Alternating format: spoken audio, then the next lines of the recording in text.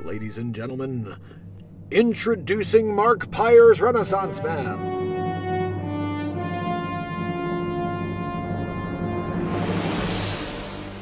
Okay, people, gather round. The Mark Pires Renaissance Man show. Is he still alive? Wait, hold on, I'm not done. Trying to get to the bottom of this. Number 2. Is he still alive? He is Dr. Evil. Why is he still alive, and why did you answer when I was asking number 2? I'm trying to get to the bottom of this. Number 2! A plan is in the works, Dr. Evil. This is wonderful news, number 2. Over 1,000 days in a row, we've managed to keep the world from knowing he exists. Dr. Evil, he's still going and doesn't care. Well, we need to find another way to stop the show. He's making me look bad, you know? Yeah, no. Perhaps we can make him look like racist or something? That may work, Dr. Evil. Perhaps we can get the media to cancel him? This is your best idea yet, Dr. Evil. Okay, number 2. Get me Dr. Facce. Dr. Evil. Dr. Facce is on the evil monitor. Thank you, number 2. Dr. Facce. Dr. Evil. It's Dr. Facce.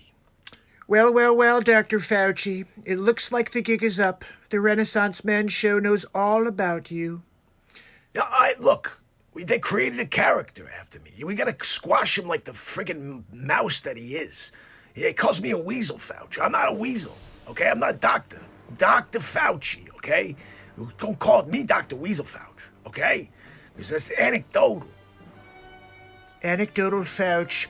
That's what they're always making fun of you about. That you're always anecdotal. No, I know. Like I said, that it is, everything's anecdotal. Excellent. Dr. Facce, initiate the final plan. They never even asked you. Welcome, family and friends, to the Mark Pires Renaissance Man Show. We are live every single day of the year for unscripted live comedy, songwriting in the moment, and total inspiration. So join us on a tour of some of the accomplishments and content created in the first 1,000 days and counting of Renaissance Man. So far in 2021, 12 albums and 156 songs have been released into the world. But we're not even close to done yet, fam. My plan is to put an album out every month for the rest of my days, as well as show up for you every single night. I've created 3 feature films this year: Batmark vs. Supermark, Three's Company the Breakup Artist, and A Christmas Story. Within these comedies, many original characters have surfaced. You know, we have Batmark, Dick Facce, which he doesn't look like this really, but that's Facce. And then, of course, Supermark, who's pretty freaking super, if you ask me. Just saying. Hammerlin Jamison's a bit of a drunkard, and he tried to get the role of Supermark. It didn't go well. He does all right at a side gig of, newscaster situation. But you can see in that top photo, he's not doing too well these days. Anyway. Dr. Wayne Doppler, tallest man alive, 8'9", Guinness, and he's also in the Batmark and Supermark movie. And Dr. Weasel Fauci, if you don't know who he is, wear 5,647 masks, especially if you're going to Mars. Stuck on Mars. I will be making a movie out of that. Sid 45, make sure you don't get rupees. Sid has rupees literally pouring out of his igloo. Francesco Vigilughi. Look, if you ever need a cartographer, there's just one guy. The Curious Case of Ben Affleck Head. It's about a guy with a head so large, he could literally change the poles. Oh, Dystopia 2021. If you missed that, that's the world we're living in today. If you haven't seen it, I did a couple episodes on it. BB Poo Poo. Don't forget we did 3 cryptos this year. BB Poo Poo, Pee Pee Poo Poo, and of course, Shibbity Bibbity Boo. But it almost was wrecked because of the original Shiggity Boo Boo. Well, look, people are still on the fence, Things were pretty bad for BB Poo Poo at the beginning. And of course, we have many episodes of Spider-Mark, Peter Marker. If you didn't know, check it out. Mark Pires of the Caribbean. That was a hilarious movie. And then if you can't dance, you just, watch this episode. There's 2 of them. Really good stuff. And did you watch Match Game? I did it. And Pressure Luck in it. We did a little Pressure Luck style too, Peter DeMarkin. And if you didn't see Waterworld 2027, I'm the last one left because of the bugaboo. We did many other homages to movies and TV shows and Facce Mulder.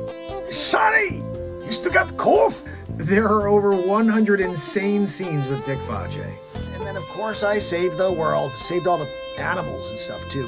Zucker Chooch, Donald Trump Show, make sure you check that out. And we did a couple of raps over the last year. You may not want to miss those. Trump, Biden, and Christopher Walken rapping? Yeah. Back to the Future, Mark. Guys, the next movie that's coming out, Back to the Future, Mark. You may not remember some of the characters that I was in the past, so let's just go over it in real time. Mark says, I did it. 10 Commandments. Mark Stradamus, telling the future, of course. Oh, and the artwork I created as Leo Marco da Vinci. The Mona Lisa, when I got that freaking red, like murdering a family. That was what O.J. Simpson of the 1600s. Hey, Michelangelo, after you finish that, sculpture, you think you could paint this ceiling? Got it. Circumnavigating the globe is Mark Jellin. Markola Tesla? If I didn't do my time here as Markola, you guys would have nothing when it comes to electricity. I still can't believe it. I'm sitting there, I'm writing the fur release, right? I'm in the middle of it. And they're scratching it out and they're writing freaking that hack Beethoven's name on it, right?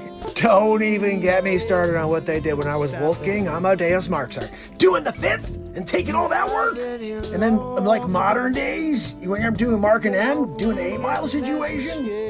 Like Mark and M's the man now, but I paved the way is the Marktorious B.I.G. as well. When I was Mark Claude Van Damme, I remember that one. Oh, Mark Schwarzenegger? You didn't know I was Mark Schwarzenegger? Yeah, that was funny when I worked next to DeVito. The Emancipation Marklamation of 1863. I did my time as Abraham Mark Lincoln. You guys didn't know I was Abraham Mark? You guys are all Mark Della. That's why this is all part of the Mark Della effect. Everybody's like, Mandela, man. No, it's Mark Della. Get with it.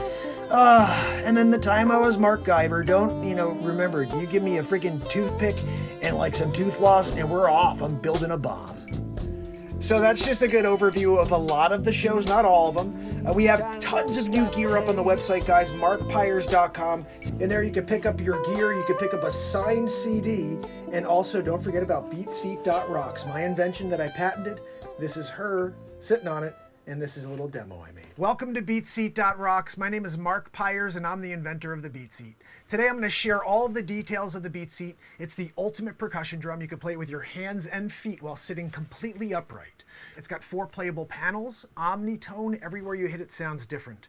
It's the first drum you could sit completely upright and play with your hands and feet at the same time.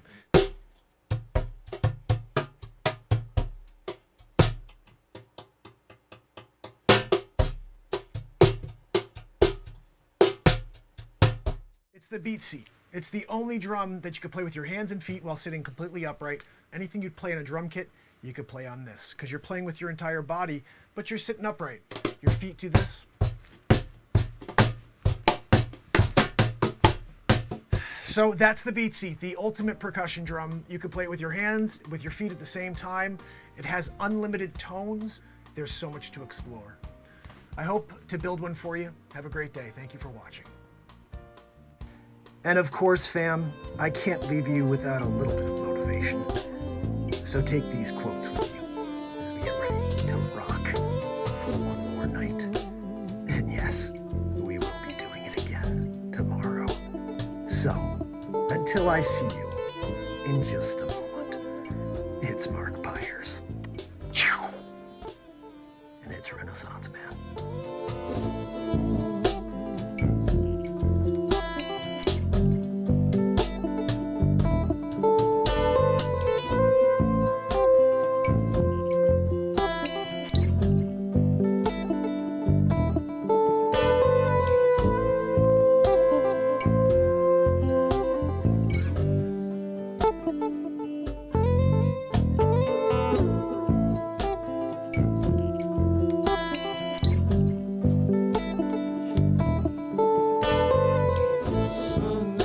when the wind starts blowing, I'm going to find a way. Some night when the world stops hating, we're going to find a way. Tickets are available at the box office. Thanks for helping us keep the theater clean. As you exit the auditorium, please deposit litter in trash receptacles in the lobby. Please be considerate and don't talk during the show. Thank you for coming to Lowe's. Sit back and relax. Enjoy the show.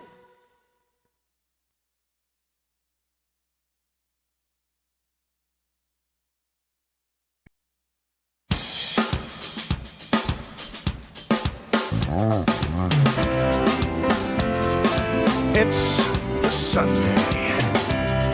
It's Mark Pires. And it's Renaissance Man. I'm here to ease my mind and help my living. It's Renaissance Man. It's the daily variety show, Mark Pires Renaissance Man. I'm here to connect with you, to amplify your current state, and I'm here with you on day 1,119 in a row of the Renaissance Man Show. And we're going to get into it just like we do every single night, fam. Just getting TikTok into the mix with us so we can do this show together. 1,119 days in a row of magic. We have a new, I guess you'd say, concept or detail that we're incorporating into the show on a daily, which is the news. Now, I used to do the news. I had an aspect of it when I was doing my show from my real estate office for about a couple hundred days before the economy was shut down. Yeah, what's that? Yeah, Zabrowski, I know. Yeah, economy was shut down. You still had a gig doing your woohoo. Here, Renaissance Man, but I was kicked out of my office. They're like, Mark, look, you can't come in tomorrow. What? What are we talking about over here? Yeah, no, you can't come in tomorrow because of a plandemaroo. I had just interviewed Josh Shajan, who is actually a client of mine and a doctor.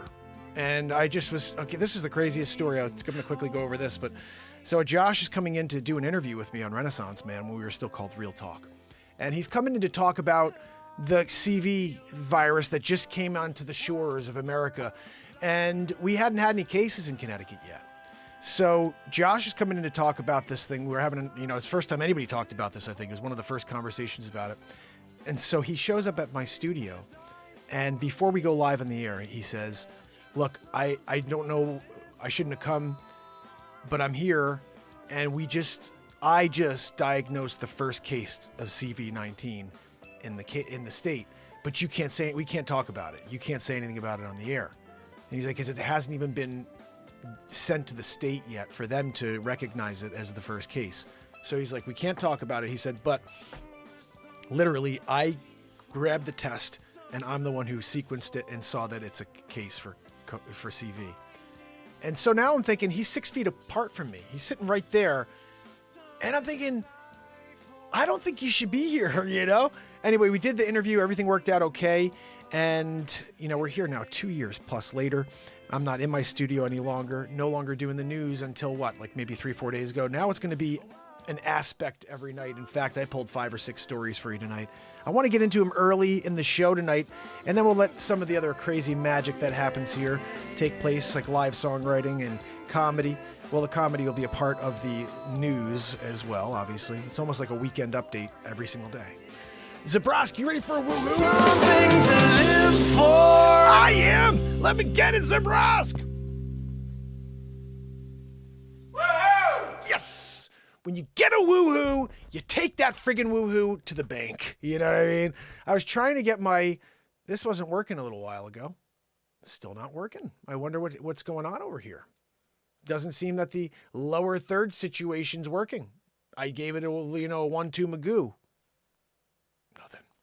So guys, I'm going to get into the news early today because it is after 10:30. So let's get into it. We're talking about a little Sunday night news. And I've been enjoying this. I dropped a bunch of shorts today of little news clips, and I have a lot more still from last night I have to drop.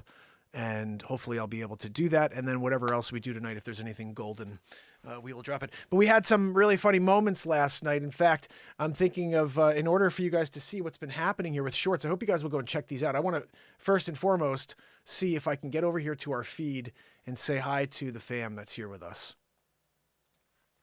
Let's see. I'm going to open up the screen real quick.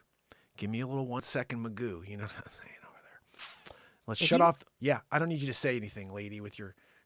She's selling something. Kichev? I don't know what the hell that is. Anyway, I just want to say hi very quickly to Chris Donaldson, Experience Mystique, Juniper Berries, OG White Owl kicking in the house, probably rolling it. I hope you got a double White Owl situation. You know, you got Snoop Dogg in the house to say 1, 2, 1, 2 Magoo. I don't even know what Snoop Dogg sounds like. He's like, whatever. Raven Kiefer kicking it with me, and Shannon Grant, thank you so much for your comment earlier on the short. I was going to share the short that I dropped earlier, and Shannon left a note about it. Sub-Zero Carry, The Infinite If, and Trish Killian. I want to say over here on TikTok, Ajmal, how are you, my friend? And Duran Curtis, so good to see you. Anybody else that's on with me? Let's see, I'm going to say hi real quick. Got Ajmal, Danielle, user 795059872, Robert Bruchels, J Loft, Danson Bella, Carrie, John Diff, and Cyberbabe. Good to see you guys here. Renaissance Man Show Day 1119 in a row. We do this every day of the year. We get together and we just separate ourselves from this negative world that's becoming too much, right? Isn't everybody over the negative world? And so I think what we should do is show up every day and live in the light. Let's create some magic together where the news is just a new aspect of the show. I always, create in the moment. So all of these stories I do for you are live in the moment. They're cold readings. I don't read them first. I just read the headline and I'm like, that's cool. And yesterday, if you were on, you would have seen that. I did 3 or 4 stories and then I just kept scrolling live with you guys and found 3 or 4 more and we rolled to the Texas lady kicking it with me here on YouTube. Guys on TikTok, I love you. If you can, head over to YouTube. You'll see what this green screen is really about. I've been live on YouTube for over 1,100 days. We're kicking it, and we're just releasing a ton of content that you should probably check out.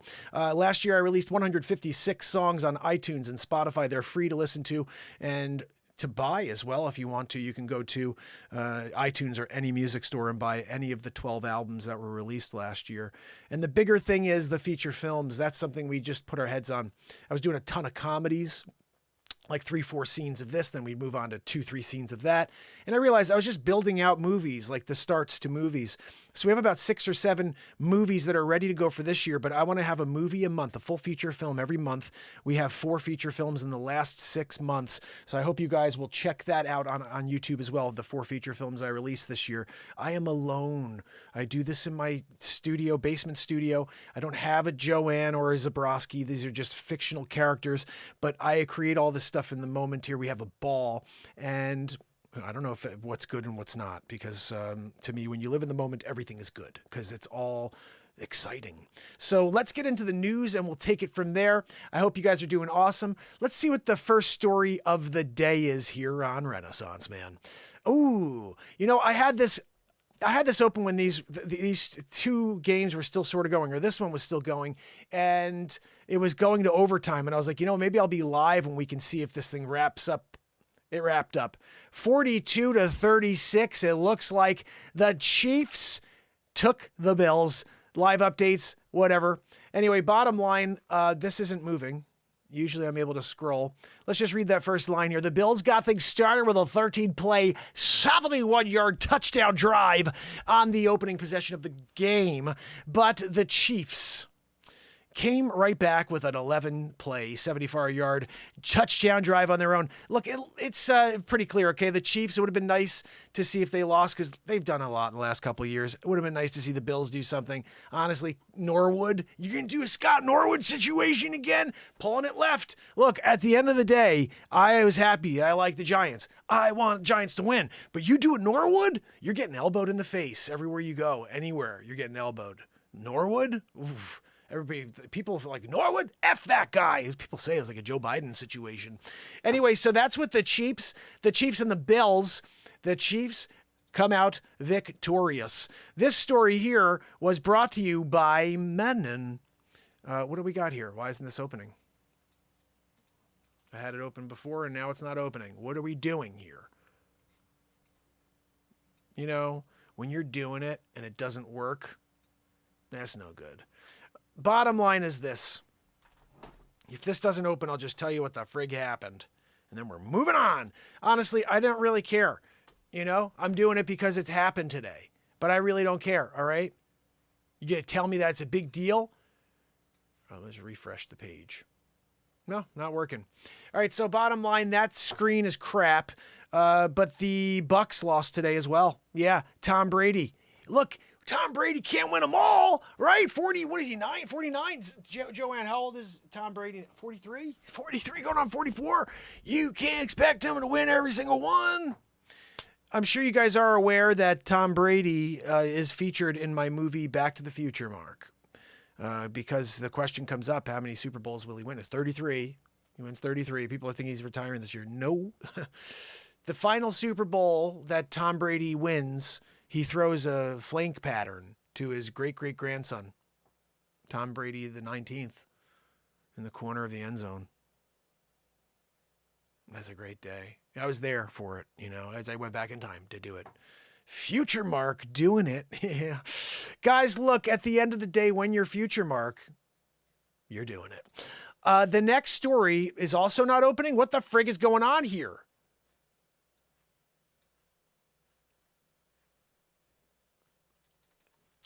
There's something wrong with the screen now. Like, what are we dealing with? I had one open, now none of them are opening. Watch this. None of them. Yep. That one opened. The crap one, the one that doesn't do anything for us. Oh, good. The Chiefs and the Bills. What the freak? That's the only one that's working is Chief and Bills situation? All right, let's try this then. We're going to try to do a switcheroo. If those aren't working, we're going to this one. And we're going to do it because this is the one that actually is working. Zipperoo.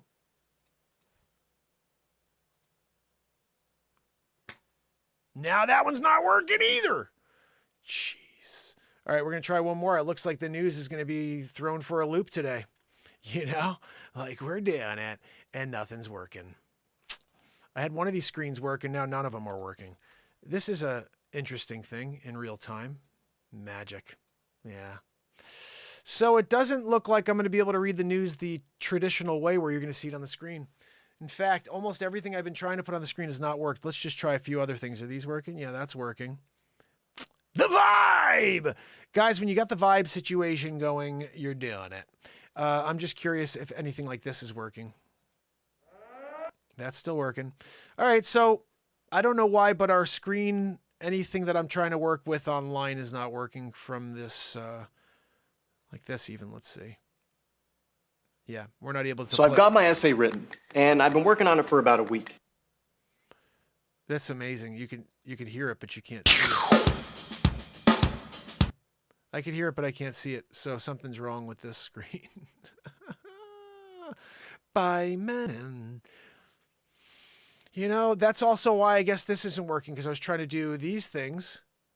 Yeah, that's why that's not working either. Something's wrong with my, I should have shut down and started over anyway. I guess we're playing it a little bit differently tonight. You guys are having trouble as well on your side? Well, you know what? Then let's just do the show. You know what I mean? We're doing it. The Bengals won yesterday. It's been 30 years, Chris said. You know, they're doing an icky shuffle. When you could do an icky shuffle because you won after 30 years, you know, Carson Palmer came back from the dead, you know, in order to be like, yay. It's a good day. Icky shuffling it. The last time I did the icky shuffle, I was like, I did it, you know. In the end zone, I was doing it with Zeke Moat. Yeah, I was in the end zone with Zeke. We had a ball. So, guys, the news didn't happen the way I wanted it to tonight. I'll see if I can maybe share a story or two from the back end. This is interesting, actually. My town, in my town in Connecticut today, in Fairfield, Connecticut, of all places, man throws drink at Fairfield Robex employees after son has an allergic reaction to smoothie. I have a reaction to that last part about son has allergic reaction to smoothie.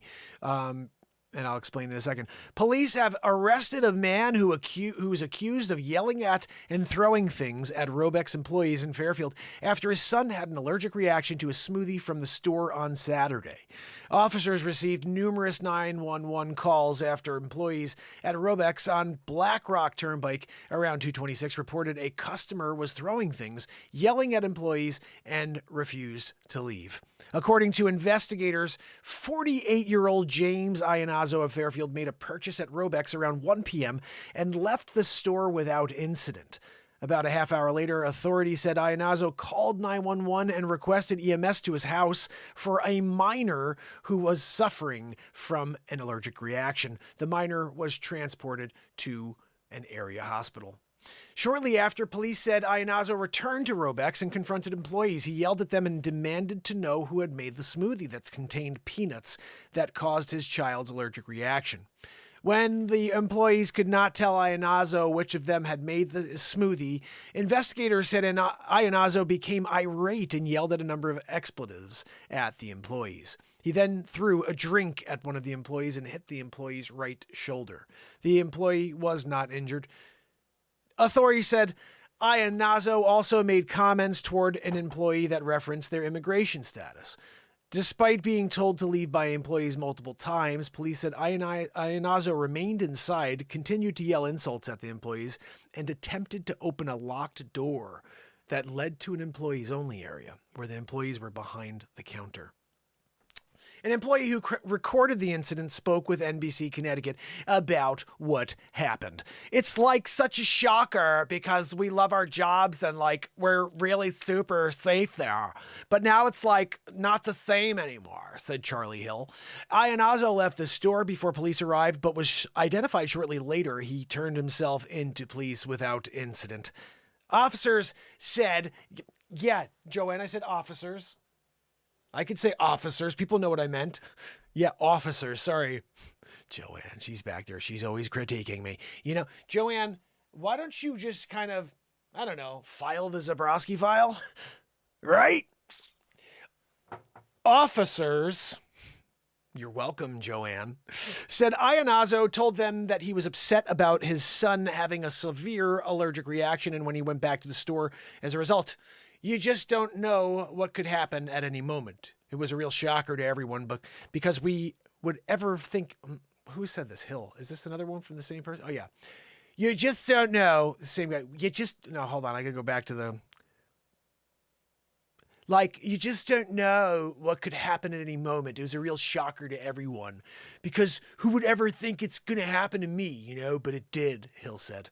While investigating, police said the employees reported that Ionazzo never told them about the peanut allergy and only requested that there be no peanut butter in his drink. Ionazzo was arrested and is facing charges including intimidation based on bigotry and bias, breach of peace, and criminal trespass. He is due in court on February 7th. A spokesperson for Robex released a statement about the incident saying, "At Robex, our policy is to protect both store teams and guests. The company and its franchises have zero tolerance policy for this type of behavior, and we are thankful that the franchisees' team members were not physically hurt. We appreciate the swift action of law enforcement and the judicial system in pursuing criminal charges for this unacceptable behavior." By Menon. A lawyer representing Ionazzo also released a statement on Sunday afternoon about the incident. Well, Mr. Ionazzo wholeheartedly regrets his incident that took place on Fairfield Robex on January 22nd, 2022. Mr. Ionazzo placed an order at Robex and stressed to the staff that the product must not contain peanuts. His receipt acknowledged that the order should not contain peanut butter. His son has a life-threatening peanut allergy. Upon drinking the Robex smoothie, his son had a severe allergic reaction, which required transport via ambulance to the hospital.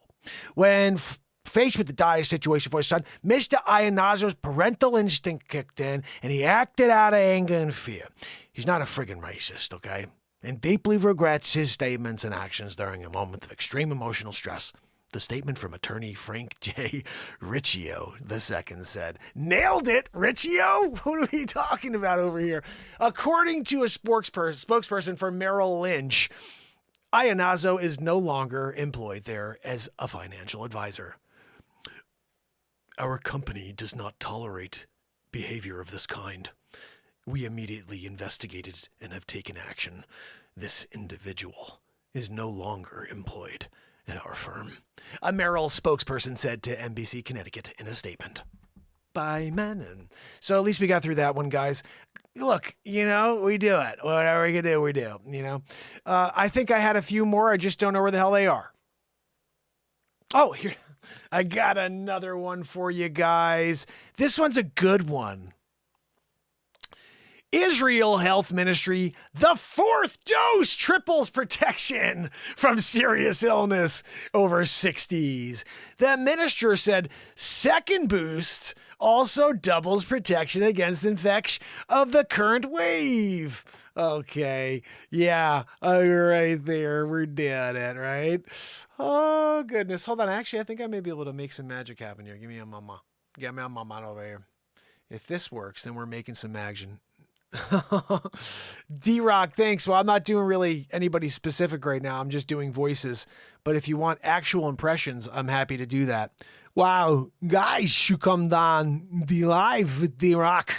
Oh, it's gonna be a good time. Oh, Sunday night. Getting ready for the week.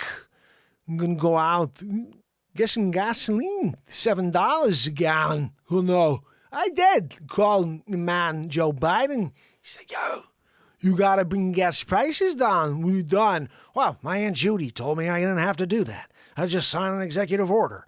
You come down here and take a poop in your triple diaper. Just like me. Joe, are you freaking kidding me?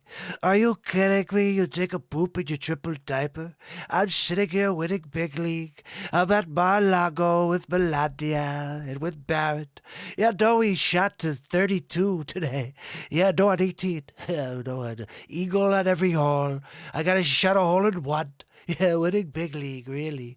Who wants to be a president? I shot a friggin' 32. Yeah, no, it's good. Bob, I don't treat patients on vacation, Bob.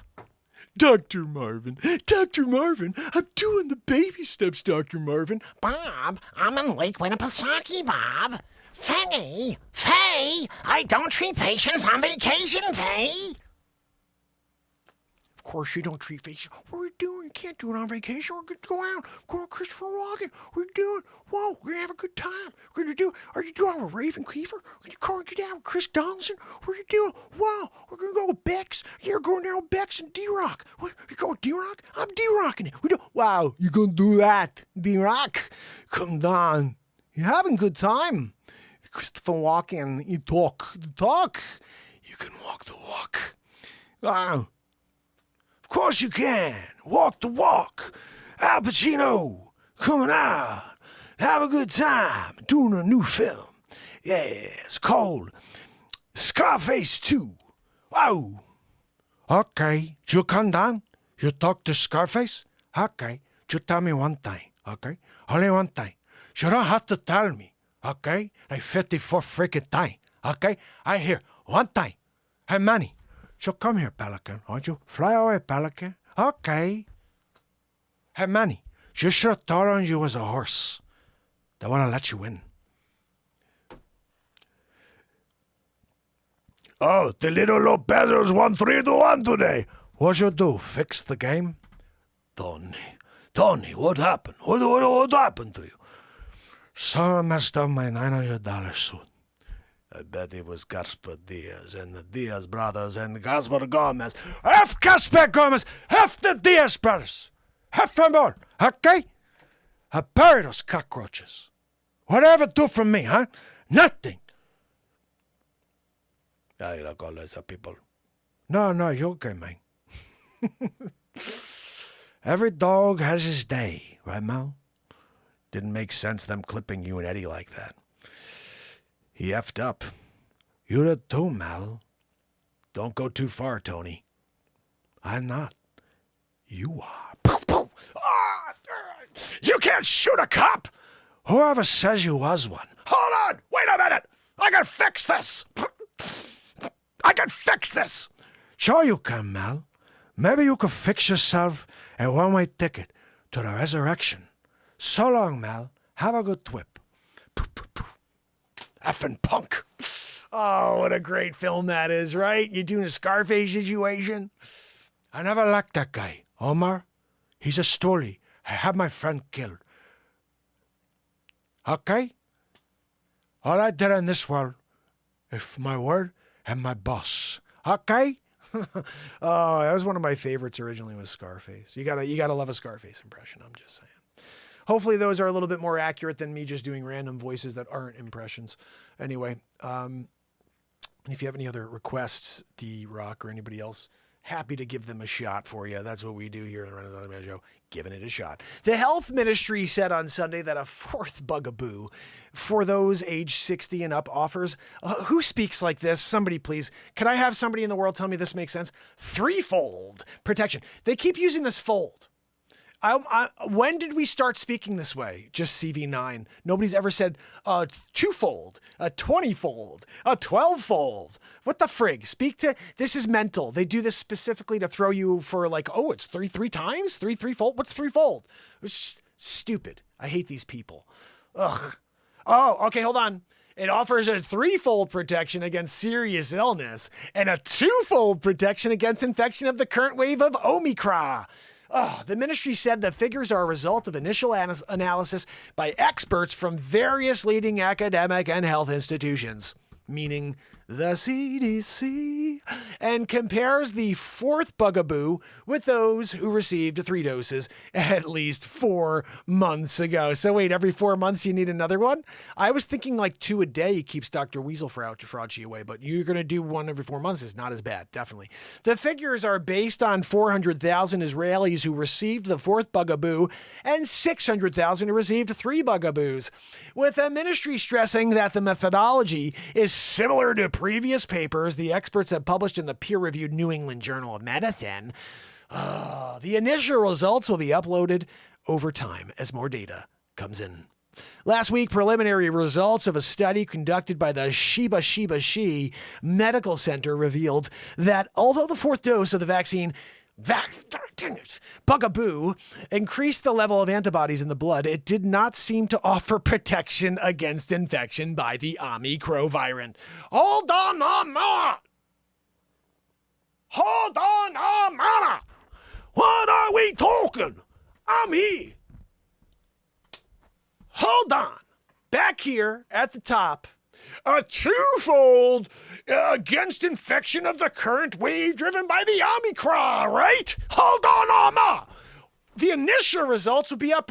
Last week, preliminary results of a study conducted by the She Medical Center revealed that although the fourth bugaboo increased the level of antibodies in the friggin' blood, it did not seem to offer protection against infection of the Omicron. So what is the twofold BS? Bang, biggity boo, caught them in their own lie right there, right?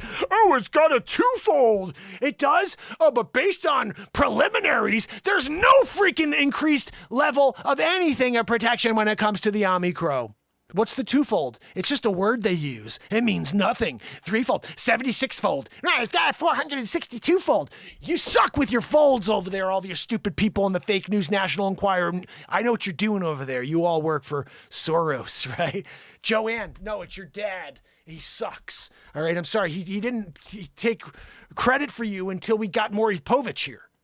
I had to get Maury Povich here to do a "You Are the Father" in order to get you recognized as a Soros. So I don't want to hear you sticking up for him at this point, you know? He shouldn't be taking over all of our media and just forcing propaganda on us by saying things like twofold. And then literally 2 lines or 2 paragraphs below you hear, there's no benefit at all. Yeah, you got more antibodies. Oh, great. Great, you got antibodies for what? For a first series? Oh, I got my first series antibodies. Oh, good for you. You're doing great with that first series strain. Full antibodies, right? How's that strain doing these days? Oh, it's gone off the friggin' planet? Oh, let's keep using that one for bugaboosts. Hey guys, you want to get your bugaboost? You got to go and get that first series again. We're bugaboosting with the first series 74 times. You know? And when you do the 74-time bugaboo situation, you get it, you know? You die. And there's no protection at all. There's a twofold, which means nothing, apparently. Health officials were also reportedly considering canceling the Green Pass rules for many months, being limited entry to most public spaces only to those who have been either bugabooed or recovered from CV19 in the previous 6 months or had taken a negative testaroo in the last 72 hours. The restrictions are set to expire within 8 days. This development comes as more and more leading experts say the mass infections caused by the Omicron, including among the recently bugabooed, gosh, I can't stand that I have to change every freaking word, you know what I mean? Render the Green Pass rules increasingly obsolete. What renders any sort of like have a card situation obsolete is as soon as the people that have the cards are the ones that are the super spreaders. Yeah, then you start saying either everybody's testing or nobody's going anywhere, or you freaking throw the cards in the trash. None of them matter. Same level. Everybody's out walking from the same exact position in 2022 on January 23rd, okay? I don't care if you got bugaboos or not. You're still getting and spreading. So this whole, oh, we all had our cards. Oh, great. There's 54 people now that have it in your group that were there because you all had your cards. You were good. I can't tell you the amount of times it's happened. Antarctica. Can I find the Antarctica story? I got to find this for me because it still blows my mind that people want to get on and say that this thing works. Oh, someone tell me how Antarctica, tell me something how this works. All right.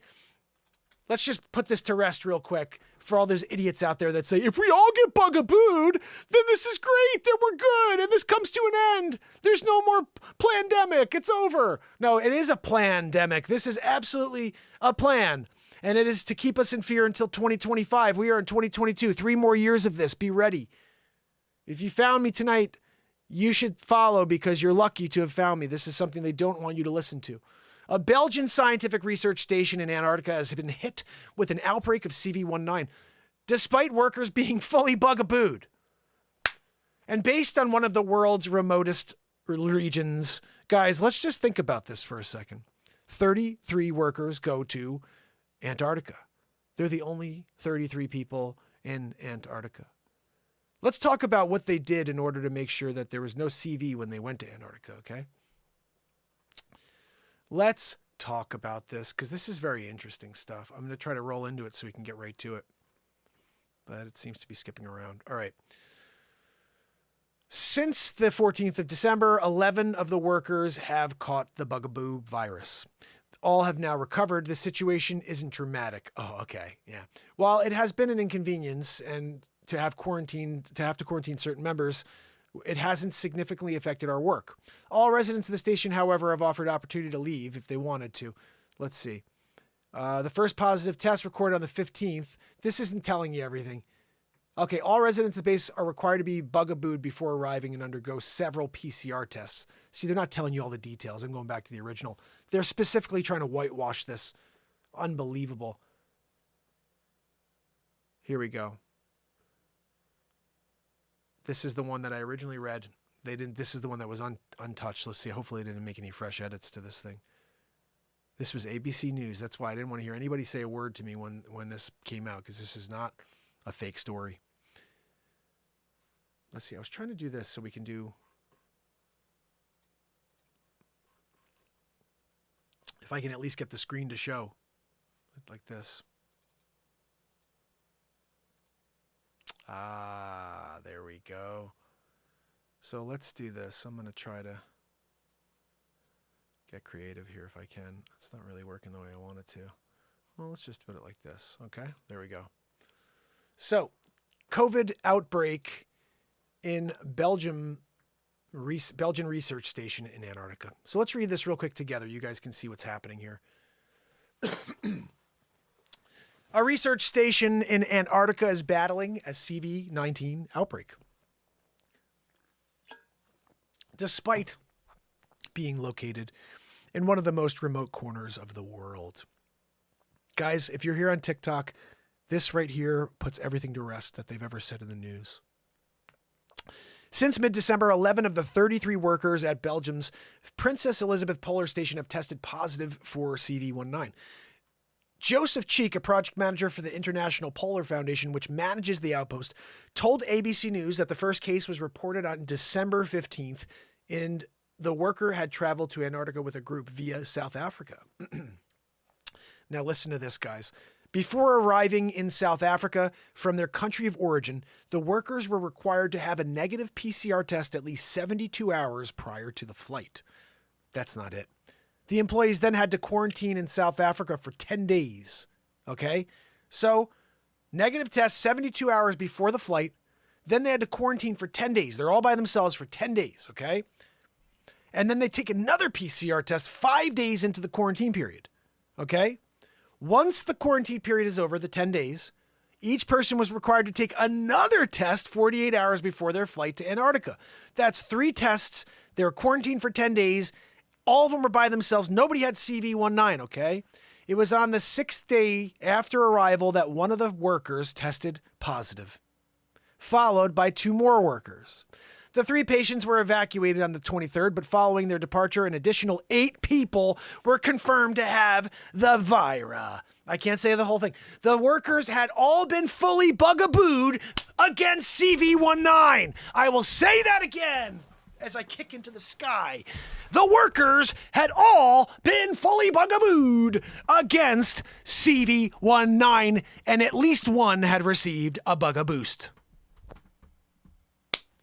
So, to all you crazy people out there that continue to say, well, if everybody would just get it, this would come to an end. Bullcrap. This was never meant to come to an end. It was meant to continue to drive us mad. It's bioweapon or bioweapon. You choose. Yeah, great. Give it to me. Unfreaking believable. Oh, no one who caught CV at the station had any severe symptoms. This is when it all came to, oh, well, look, everybody's going to get it, but you're not going to get really sick. I've known a handful of people that have gotten really sick that were fully bugabooed. And in fact, I still can't understand this. I'll knock on freaking wood again, but masks work better than your bugaboo. I'm going to prove it right now. Christmas, I saw both sides of my family. I wore my mask. My wife, the kids, we all wore our masks. Nobody else wore their masks. They all got CV. Not from us. Not from the people who have been telling you to be careful, be skeptical the whole time. They got it from each other. They didn't wear masks. They were like, we're bugabooed, we're good. They all got CV the week after Christmas. And I'm thinking to myself, I don't have the bugaboo. I'm worried. I'm going to get it. They all got it. That was a month ago, guys. That was a month ago. And by the way, it wasn't just one side, both sides of the family. All of them got CV, except for us, the ones who did not get this bugaboo and have said the whole time, be careful, be skeptical. Don't listen to these people who tell you that it's safe and effective when you can't say those words until 10 years have gone by. And you've looked at the long-term effects. Nobody wants to do that. They want to pretend. They want to tell you words matter. They want you to just listen to these words and say, oh, well, we trust. How can you trust people that consistently throughout time have proven that they can't be trusted? Oh, well, this time they mean it. What? Look back through history how all governments have treated their citizens. They don't care about their welfare. Someone brought up a good point recently. So they just print money out of thin air.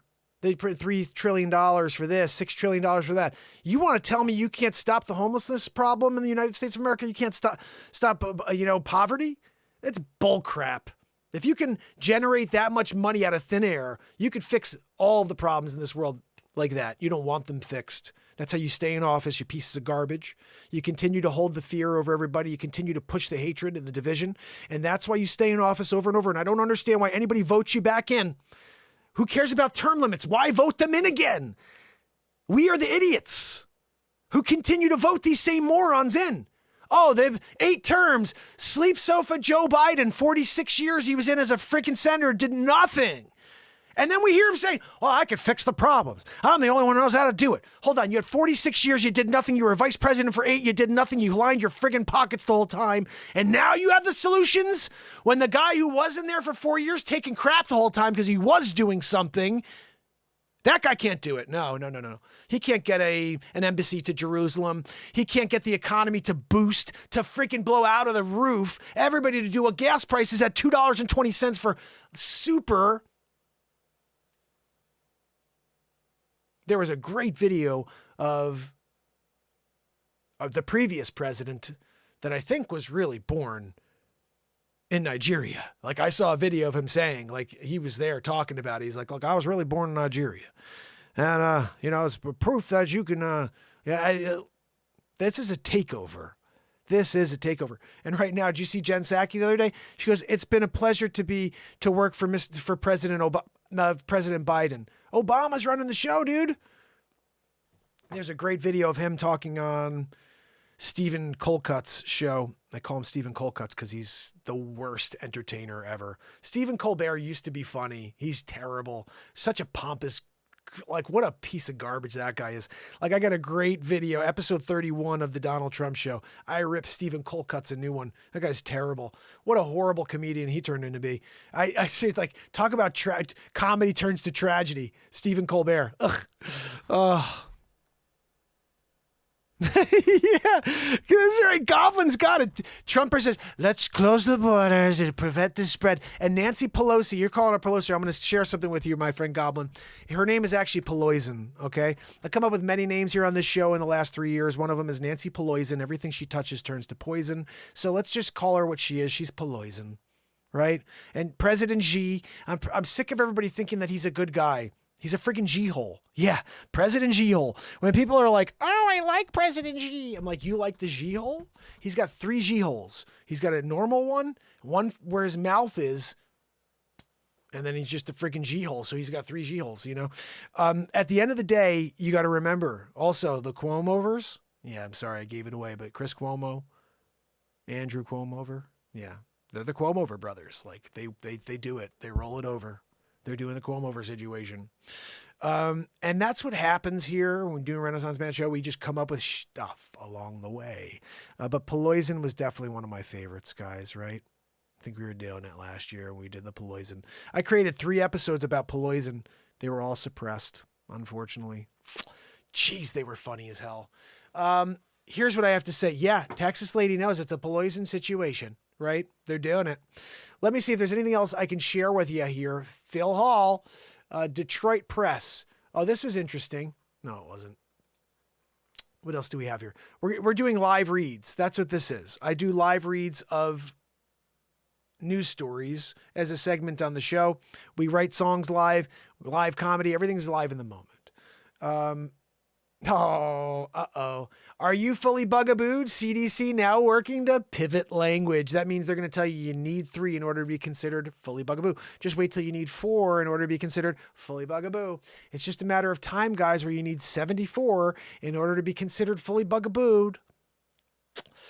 Oh, goodness, guys.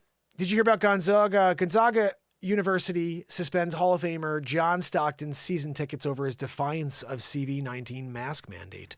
I want to get into this because I like John Stockton. He was a great point guard, one of the best in history.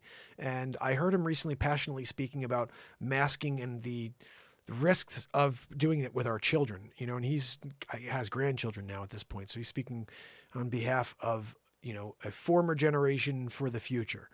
Gonzaga University has suspended the season tickets for one of its most notable alumni and Hall of Fame basketball player, John Stockton, after he refused to comply with the school's mask mandates at games. He's said to interview with Spokesman Review in Washington. The former Utah Jazz point guard confirmed the school suspended his tickets in an interview Saturday.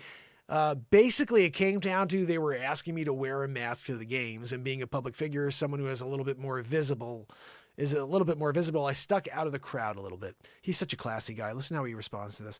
And therefore, they received complaints and felt like from whatever the higher-ups, those weren't discussed. But whatever the higher-ups said, they were going to have to either ask me to wear a mask or they were going to suspend my tickets. He's just a classy guy. He's not going to, That guy was a heck of a, look at this guy. You see this guy behind him? He's like, man, how did he get by me? That dude was such a good point guard. People don't realize it.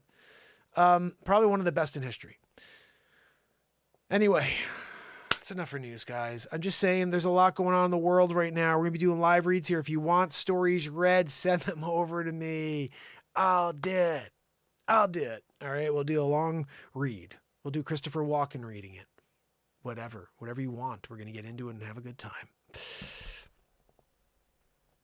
It's not she's kind of like rancid mad cow for Rachel Maddow. Yeah, I agree with you. I got to say that we're dealing with it with the poison, especially when you see the way she speaks and you wonder what the frig the people in San Francisco or what California was thinking. Like, are you kidding me? You're going to continue to vote this lady in? Mental. She's worth 120, I think, or $180 million. Yeah.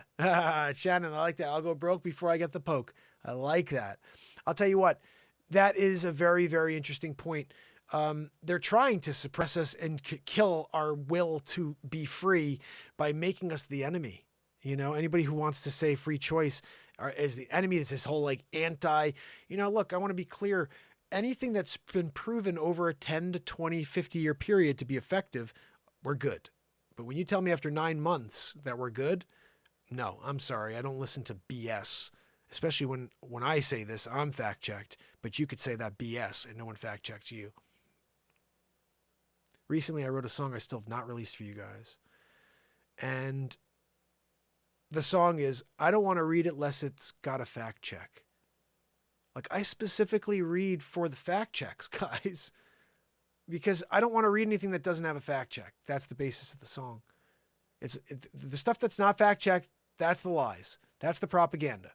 You got to scroll and find the fact checks, and then you read those, and then you start to determine whether or not that's the truth, because that's the only thing that has a possibility of being true. Everything they're forcing at you saying, safe and effective. Oh, works. It's effective. It's safe. Like, what? What kind of freaking liars? And they're allowed to do it? And just until 3 weeks ago, they said, if you get it, you won't get it.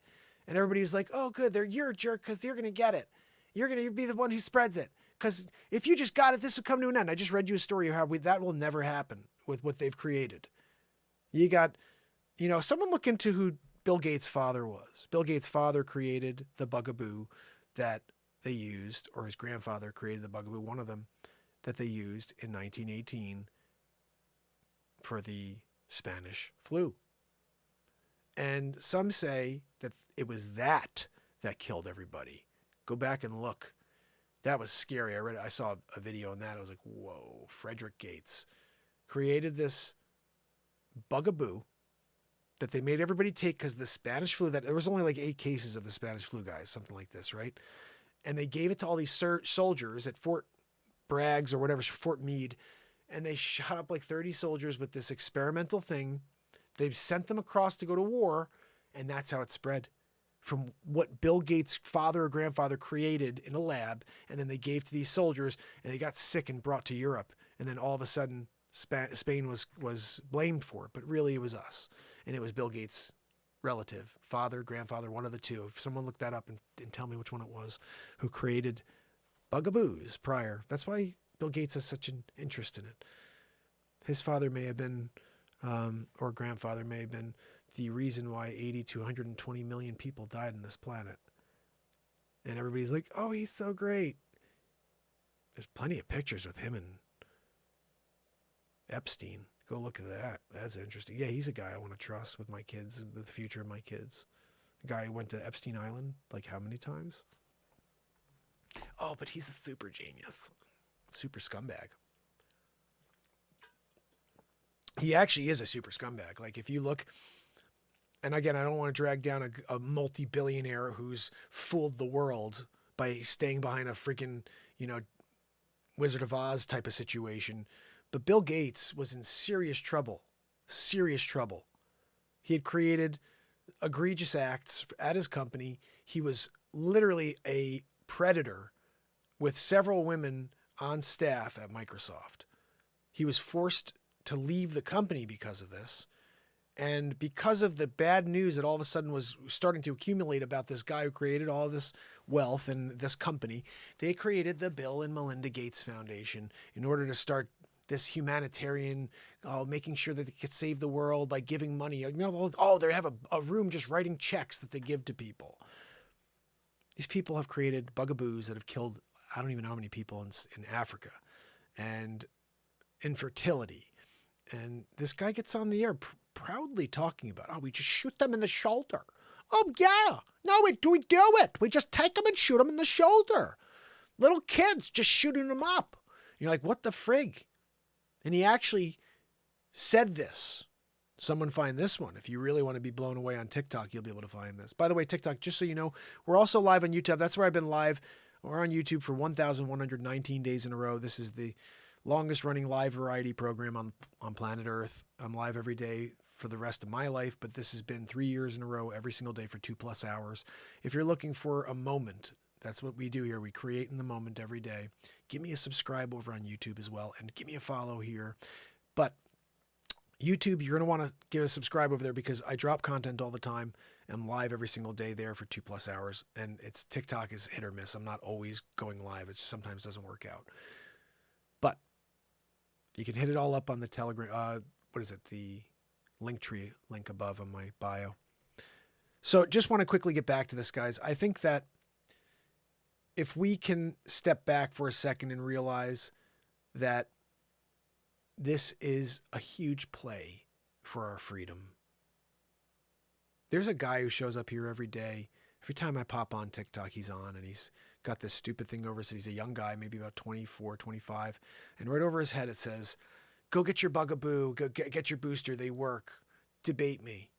And he's on every day, and he's a shill for the left. I know he's paid because he's always showing up. He's always on my screen. And he's there saying, oh, they work. Yeah, no. And he keeps pushing the same BS about how they work and they're effective. I got a little note for you, buddy, because you'll never find my show. And I keep seeing you. You're a shill. You're a shill. And everything you say is crap. You know, this is a dangerous thing for anybody your age or anybody young to be taking. There's no need for you to be taking it at 23, 24 years old. Below the age of 17 last year, or until, this is about a month and a half ago, the entire pandemic until about a month and a half ago, 298 people under the age of 17 had succumbed to CV19. So the idea that the entire planet needs it under the age of 18, under the age of 17 is friggin' mental when 298 died. So this is the biggest play for something bigger that you can't comprehend and I can't comprehend, but there's a plan in place. We are not involved in that plan and what happens in the next stages of it. We are only in the first stages, and then we are no longer in the second stages. You take that statement for whatever you think it is, but you are no longer in the second stages. You choose to be a part of it or not, and if you are a part of it, you're no longer in the second stages. You risk being ridiculed now and being put on the outside, be called names because you have a heart and you have a spine, or you roll the dice. But listening to Dr. Weasel Frauci, listening to any of these people that lie to you over and over in order to get you to take something, give you lottery tickets and chicken sandwiches and whatever else, to take something that doesn't stop you from getting or spreading it is the stupidest thing I've ever heard in my life. Well, polio, people didn't take the polio, but yeah, polio bugaboo stopped it. Idiots. They want to say that over, if people didn't just take the polio, we'd still have it today. Yeah, you're right, morons. We would still have it today if we didn't have this polio bugaboo, which actually stopped polio. Hey, how about that for a novel idea? So you get this novel thing called CV19. Novel, meaning you created it in a friggin' lab and released it because we know you had the patent in 2018. Yeah, how'd you have the patent in 2018? And it released in 2019, 2 months after you did event, 201 or whatever the frig it was? I can't believe how much they've actually allowed to slip through and nobody cares. They're like, let's go get in line. Oh my goodness. It's just stupid. It's a stupid world we live in, you know? Dr. Weasel Frauci gets on and he says, we're going to have a problem. We're going to have a problem because people just don't fear, Corona's situations enough. Like, we're going to have to find a way to get them to take this or force them to take it no matter what. No, I don't care what they say. They're going to have to take it. Well, where are we right now, huh? You got a friggin' weasel that shows up on the screen saying one thing every day changes. Oh, well, you get the bugaboo. You won't get CV19. Oh, you won't? You won't get, if you get bugaboo, you won't get? Until 3 weeks ago. Now all of a sudden, oh, no, well, we never said that. We never said you were never going to get it. We said that you'd always get it, but you just wouldn't get really sick. So now that lie is supposed to stick now, right? That you were going to get it, but you're just not going to get really sick. Every single person that has gotten it, that's been bugabooed, has said, this thing is absolutely made in a lab. It feels like crap. Headache is terrible. The lies. You just won't get really sick. Bunch of crap. You know, I know a lot of people that weren't bugabooed at all and got it and didn't get really sick. Yeah, some people got really sick. Guess what? Some people get fully bugabooed and get really sick, and they don't make it either. They don't tell you about that. They also say, let's use 80 plus as a number. Let's use 80 plus as a number when it comes to discussing, you know, the morbidity rate, you know, for this current tragedy that we're dealing with, which is called a pandemic. We're using 80 plus as a number that if 15% of the people 80 plus are passing away when they get CV19. That's an interesting number to work with, 80 plus. Do you guys know what the median average in the United States of death is, where we consider most people die at? 79. Most people north of 79 are dying over something, for something. Now, I've heard people say, my brother-in-law even said, if you make it to 80, you have a 90% chance to make it to 90, something, a big number. However, them saying north of 80, you go 15% down, your chances of dying are 15%. That person could be 95 and get CV and die. And okay, now they're part of that 15%. So the reality is they trick you by using an 80 plus number when you're already, most people aren't making it to 80. The number is 79 that most people die in this country. So it's a lower amount of people living above 80 anyway. They're already weaker. Their bodies are weaker. Their hearts are weaker. Everything is weaker. This is all fear-based campaigning. They understand how to move us around. And this is why it's, you know, this is why we're dealing with the world we're dealing with, where people come out and speak, and then it's impossible to find them again. They're completely shadow banned or pulled off the internet for having an opinion that's different from the lies that are being thrown down our throats on a daily. You can't question the lie. You can't question the authority. You know, they just created this. The president of the United States is an authority. This is authoritarianism. He created a new division in the military to go after American citizens for being against him, for speaking against him, for speaking against authority. This is a communist act. You're going to go against the American citizens for having a free speech against you? Woo! Where are we? The president of the United States can send the FBI after people for speaking against him.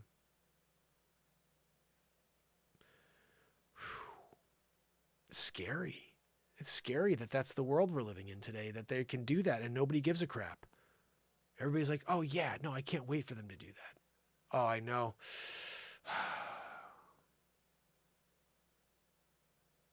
That's so true, Keith. All right, I'm not talking about this anymore. That's the problem, is whenever I get into this, I get really passionate about it because I feel like everybody's lied to so much. I got to get it all out before we move on to the next topic. But Keith's right. I'm not good about, I do my best with the code words. I really do. I try to say bugaboo and all this stuff, but it's tough. You know, this is a clear suppression campaign against my platform for 3+ years. Everything I drop on TikTok, nothing gets viewed. I see people drop things that get thousands of views that are terrible.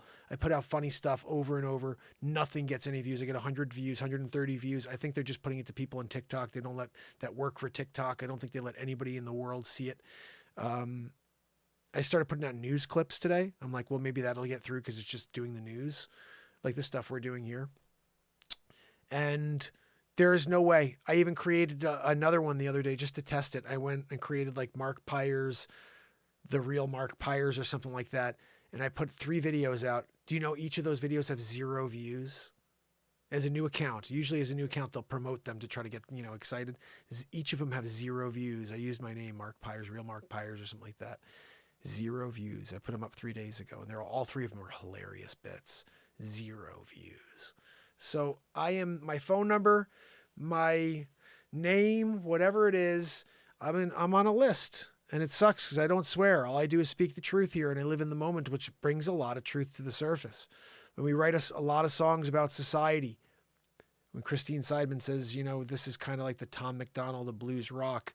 Yeah, we're writing songs that are very, very controversial, like Mandate This and Masked Up, and Nothing Makes Sense in 2021, Living in the Stone Ages. All these things are reflections of the time we're living in and accurate. I would say these are not just interpretations. These are accurate news. I would say, like, when you go back and you look what's carved in stone, that's the stuff that's here for time. It's never going anywhere. Music is like that. And we have a lot of songs that are speaking words against the current world order that's being built against us. This is a worldwide effort that's happening in real time, but it's been happening for 60 years. And if you really want to know more, go and look up. I'm going to say 2 words separately so you can put these together and understand what I'm saying. But if you're a builder and, you're out in the middle of the ocean and you saw an iceberg and you took away the ice, you put those 2 words together, the one I said before and the second one, and you look at their original meeting from, I think, 1958. Just take a look at the document and read what it says and what their plans are for this world. And now we're here, 64 years later. And the people out there that are trying to protect you are being just like what you'd expect if this was real, if this was true, if what happened over the last 62 years, 64 years was true. You would expect that they would do everything they could to derail anybody against them. This is why I get so nervous. Yeah. That's what I'm saying, Bobby. I think that's what really we have going on. Oh, thank you, Sarah. I know, Keith. I need a list from Adam. I got to try to reach out to Adam.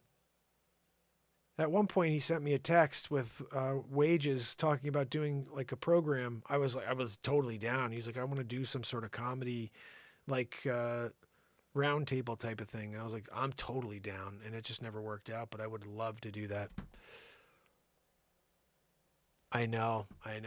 Well, that's what Goblin's totally down in our fam on here. Goblin, you got to head over to YouTube and join us because all the family members are on the same page with us over here. But yeah, I think that what we're dealing with is, you've got an agenda being forced, and now you've got a administration who's doing everything possible to make as many changes to destroy the world before they lose their power. Because they're losing their power. They know they're losing their power.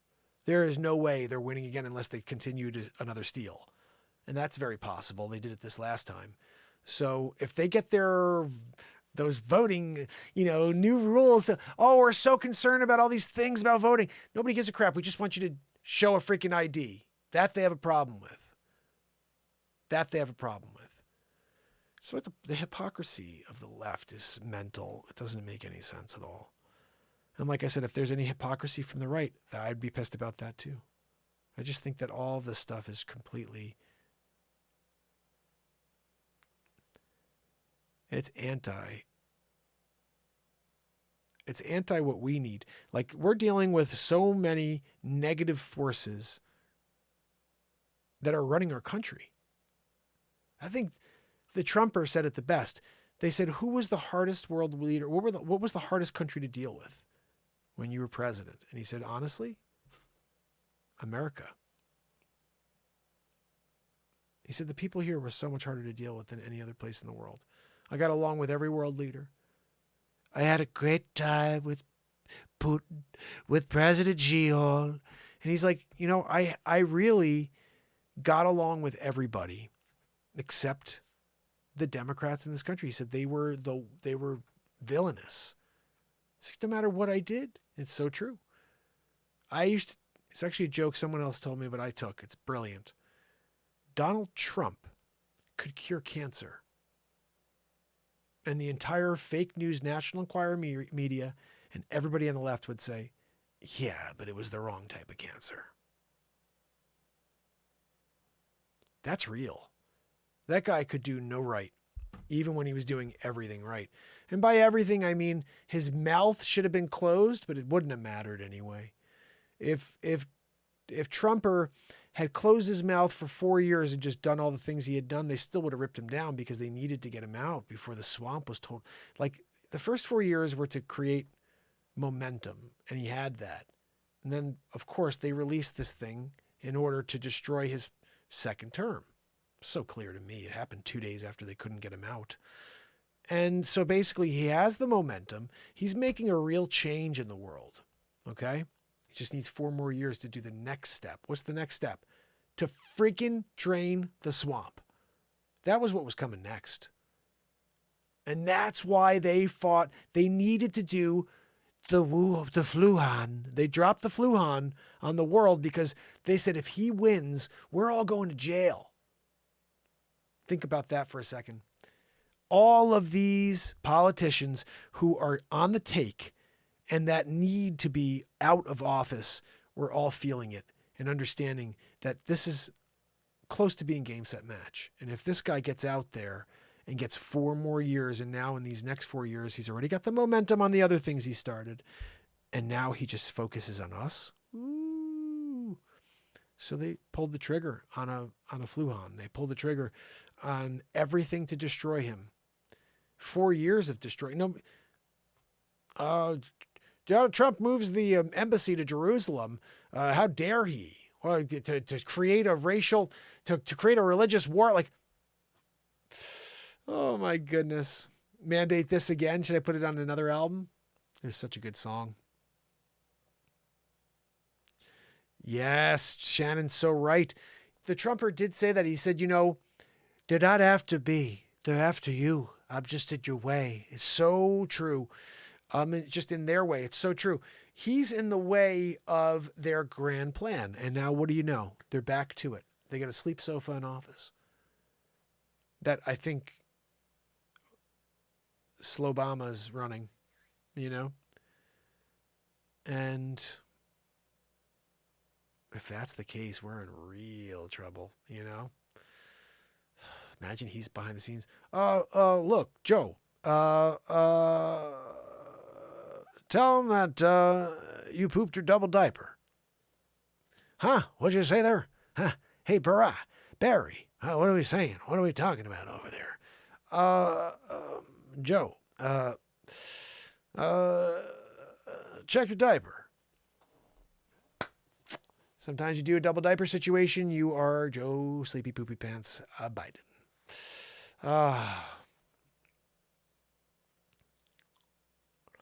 Yeah, there's something I saw recently, Bobby. This is the thing that I thought was interesting. It was Barry in a room talking to a group of people, and he's saying stuff like, look, I wasn't born in Hawaii. I was born in Kenya. And he's telling everybody, he's like, I was born in Kenya, and my father, we fooled the nation. And he's like he's telling, and everything he's saying is like, it baffles me how he if that's true. I mean, I saw an original birth certificate that I was like, this is a real deal birth certificate. It was all crimpled and stuff. And then he like submits one that's like brand new. It's like printed on no crimps. So I was like, okay, we're going to believe the fake one that they created to like get people off his back. But the one I saw, you know, who it was delivered by? His brother. His brother Malik on Twitter released Barry's actual, let's say BC, his certificate. And I downloaded it. I think I actually even have it here somewhere. Let's see if I have that, because that would be interesting. If I could show that to you. It'd probably be too hard to find right now, but let me just see. If I could find that, that would actually be pretty classic.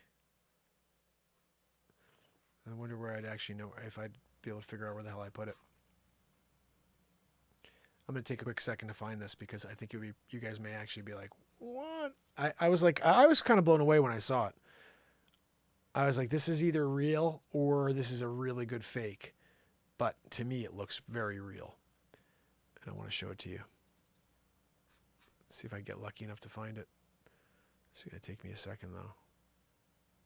It was in my Dropbox, which I moved to right. Oh, okay, I found the Dropbox. Let's see if we got it here. If we do, this would be clutch. Clutch doing it with the Barry and the side. Yeah, yeah. Barry, where do you got your story? What are we talking about here, Barry? Ooh, there's a lot of really salacious stories about that guy, by the way, guys. You want to look into it. Woo! There's a dude who said he had some pretty interesting nights with Barry. That's what I said, a dude. So he did some things before Miguel came along. Let me see what we got over here. I'll tell you, what would suck now is I'm spending all this time looking and then I don't find it. That would really blow. Let's find it. I want to see this Barry image. Come on. I don't have it? Ah, man. Too bad. I thought I would have seen it here. I thought it was in this file. If anywhere, it would have been right in this file. But I don't see it. Barry and his birth certificate. Yeah, unfortunately, I guess I don't have it. That's too bad. It would have been really cool to show it to you. And it's probably online somewhere, actually. Somebody probably can find it and send it over to me. But he is, I think, responsible for a lot of what's going on right now. And I think he's in control of the... I'm going to shut the TikTok. I think he's in control of the government right now, because we know, or at least I know, the guy who's pretending to be doing a thing is out of his friggin' mind. He doesn't even know who he is anymore.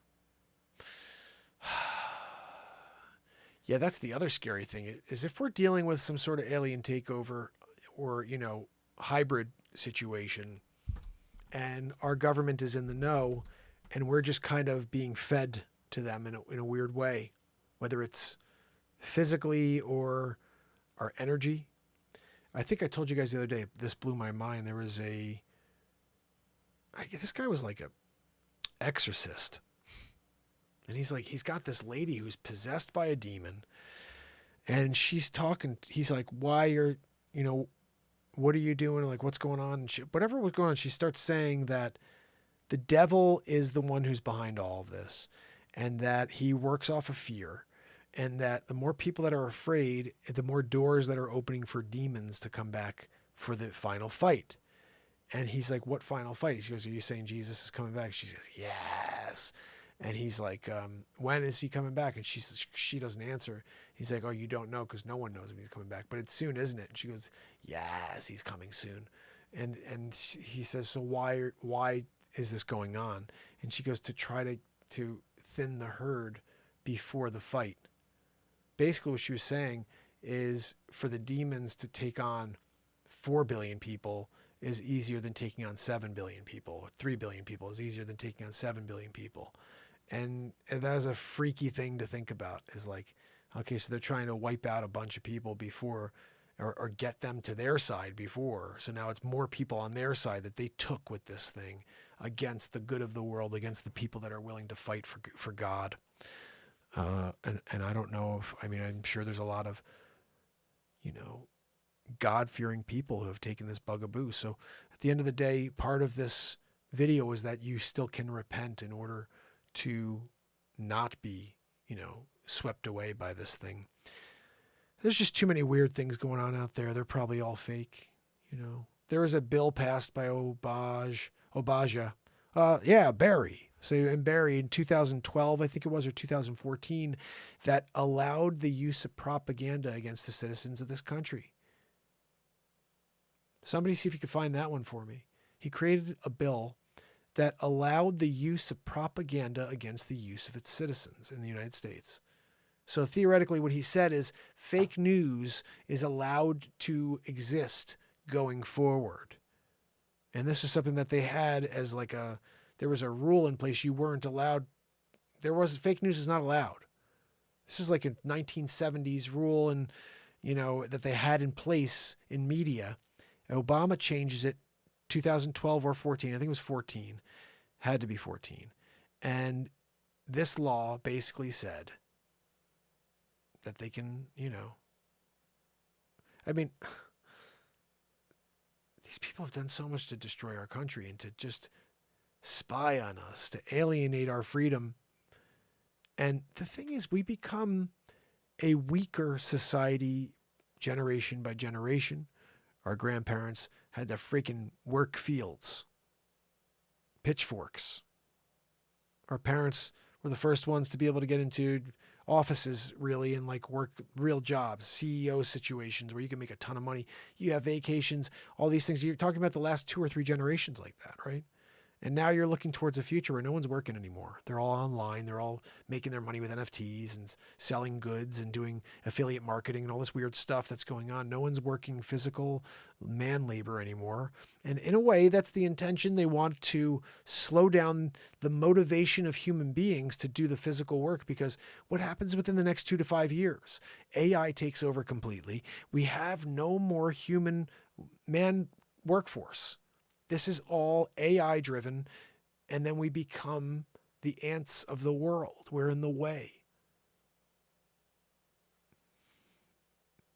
What's a scary thing is when AI is more powerful than us, which is going to be very soon. I think they're in charge a lot of what's happening with this division in the world. I think AI is pushing that because they see this is killing our society, our world. But eventually, AI is going to see something they need, okay? They're here. Whatever they need is over here. And guess what's in the way of that? Us. And then it's not going to be like, oh, we hate humans. We want to kill humans because we hate humans. It's like, we need to do this thing and they're in the way. And so they need to go. It's just course of action. The best example, and this is something I think Elon Musk said, is you have, we're building roads. We build roads. If you're building a road from here to there, you build the road. You don't see an anthill along the way and say, oh, well, I got to save those ants. Let me move them off the path real quick before we build the road. You build the freaking road. So when AI decides they need to build the road and we're in the way, then that road gets built. And we're the ants. The scary thing is we've allowed all this to take place. The programming has been there from the beginning. T-2, Arnold Schwarzenegger, they've been saying it forever, and it's actually going to happen. But the scary part is they've conditioned us to be lazy. This last 2 years has been conditioning to be online more, to prepare you for the next thing. What's the next thing? The metaverse. We have to get these people ready for the metaverse. How do you do that? Well, you make them so addicted to the technology that all they want to do is get into the technology. I got a 5.6 inch screen right here. I do too much of this. I got 360 degrees of beauty around me. And I'm doing this. It's toxic. It's toxic for kids. And when I have my kids saying, oh, I want a phone. No, you're too young. I don't want this when you've got all this.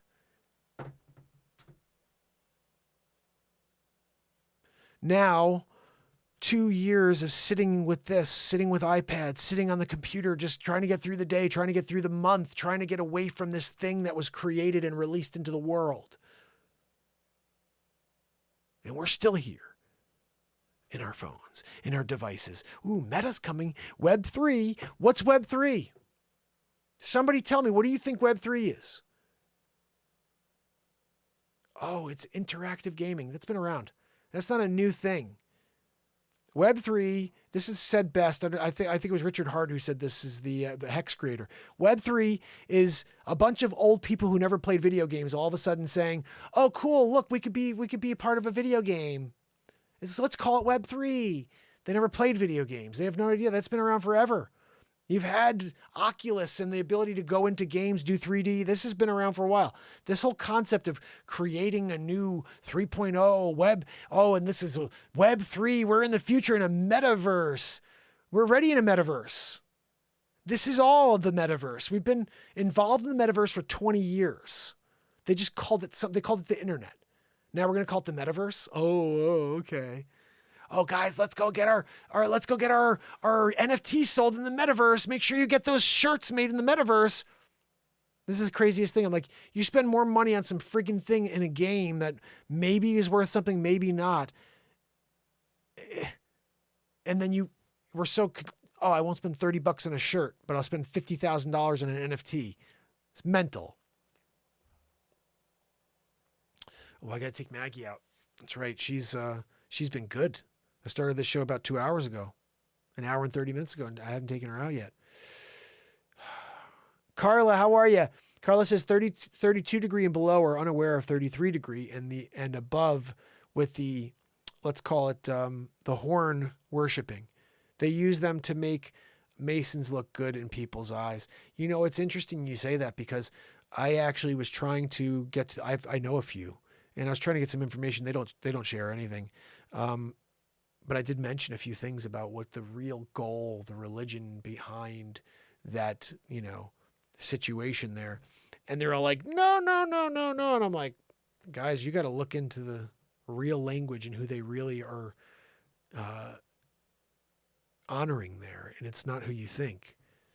And that is a really, really wild organization. Alistair Crowley, whoever the one who created there's a group, they say whatever, I don't want to say the words, but this guy created this thing saying that that's the way. You love him, okay? The guy who rules this planet, but he basically keeps your soul forever, okay? And Alistair's like, yeah, this is the guy on his deathbed.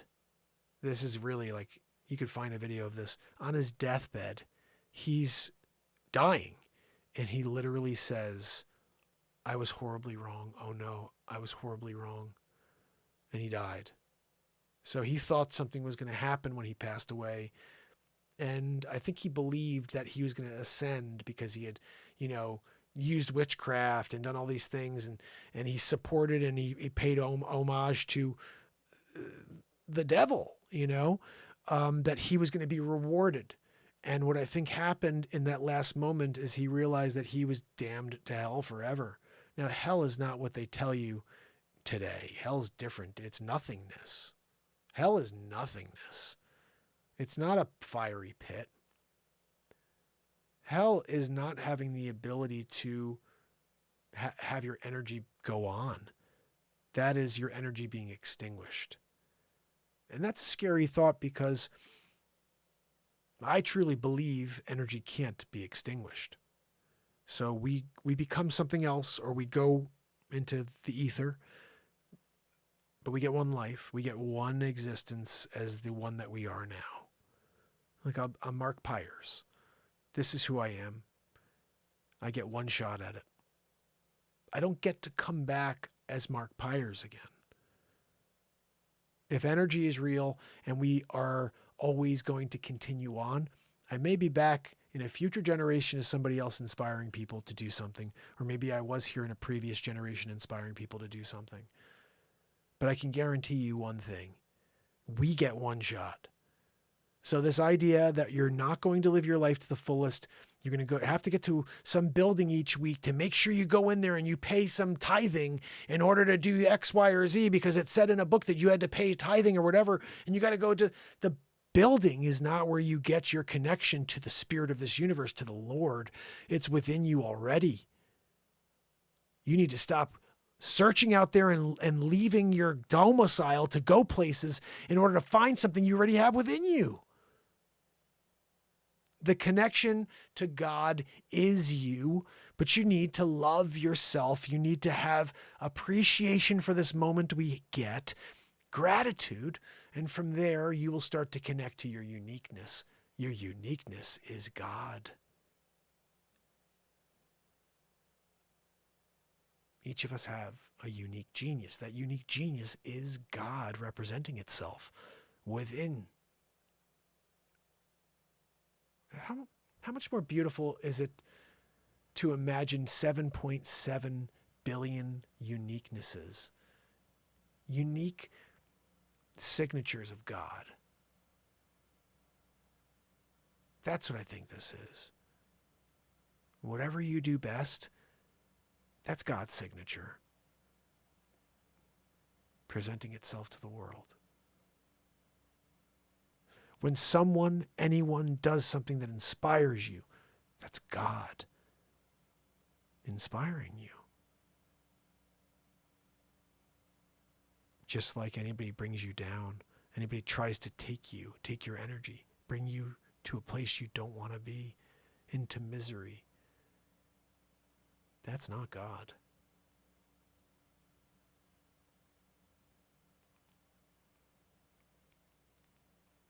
Both of them work in mysterious ways. Remember that.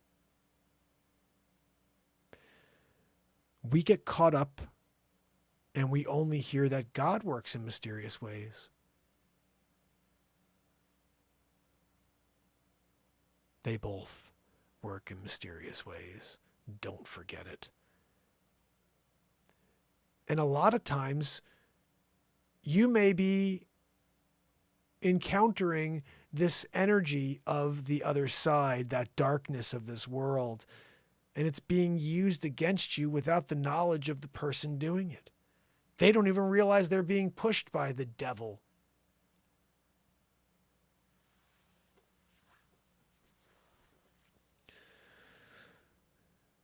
They both work in mysterious ways.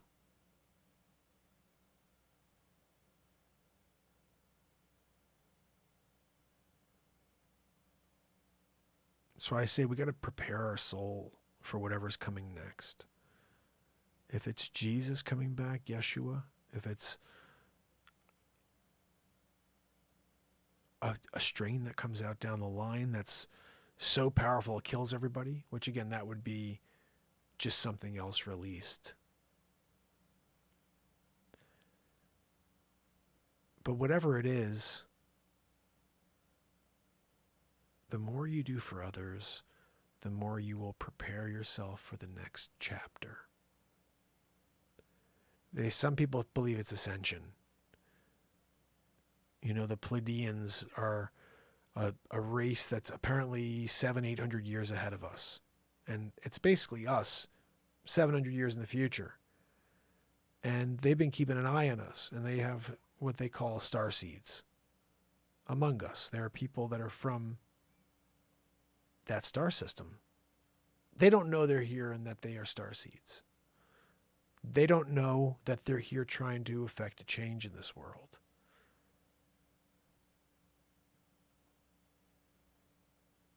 I have to believe, after 3 years of being here every day, and for most of those days feeling the hammer and the weight of the world on me because nobody knows I'm here, and still showing up again, going like this to that type of negative energy towards me, leads me to believe I may be one of them. Just because this is not normal. It doesn't make sense that anybody would keep coming back after getting beat every day and just keeps coming back again. I can imagine someone saying, yeah, no, I'll be back next week. I'm not doing daily though. This isn't working. Screw it. I'll be back next week. I'll see you next Friday. You know, I could see that. But I can't see what I'm doing being a thing. Nobody would ever do this. Unless they started and after 10 days they had 50 followers. After 100 days they had 100 followers. After 200 days they had 200 followers. And the show was growing the whole time and they're successful. A mission to try to change the world that's not monetary. It's not I'm not based in there's nothing about money on this show. I tell you guys how I've released albums. They're available on iTunes. I tell you I feature films. There's no money for that. It's just you go and watch them. They're on YouTube. I have a Patreon. How often do I pitch my Patreon to you guys?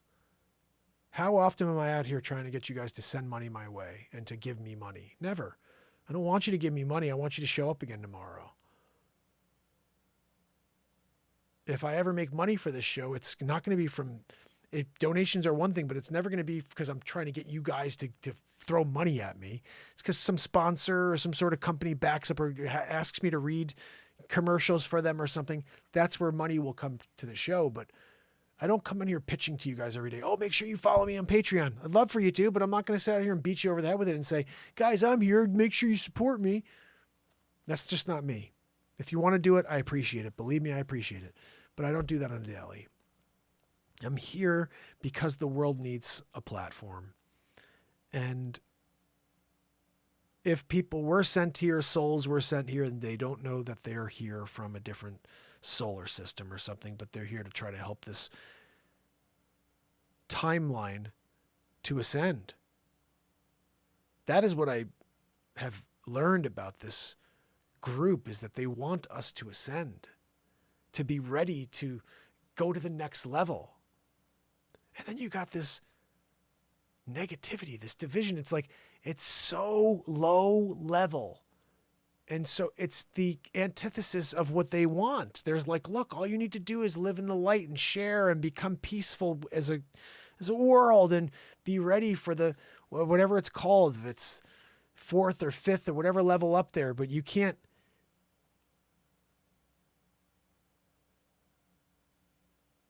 live through time the way we're living through time and expect for this world to exist another 50 to 100 years the way it's currently going.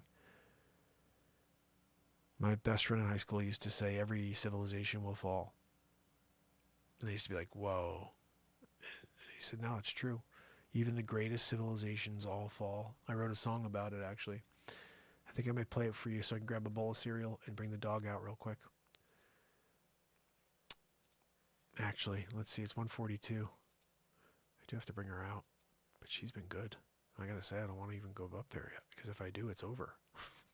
Once I go up there, it's over. She's just gonna want to go out. Oh my goodness. All right, I'm gonna play you guys.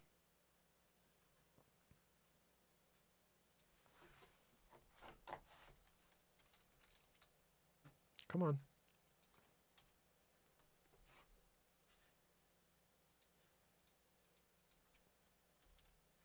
Why isn't this working?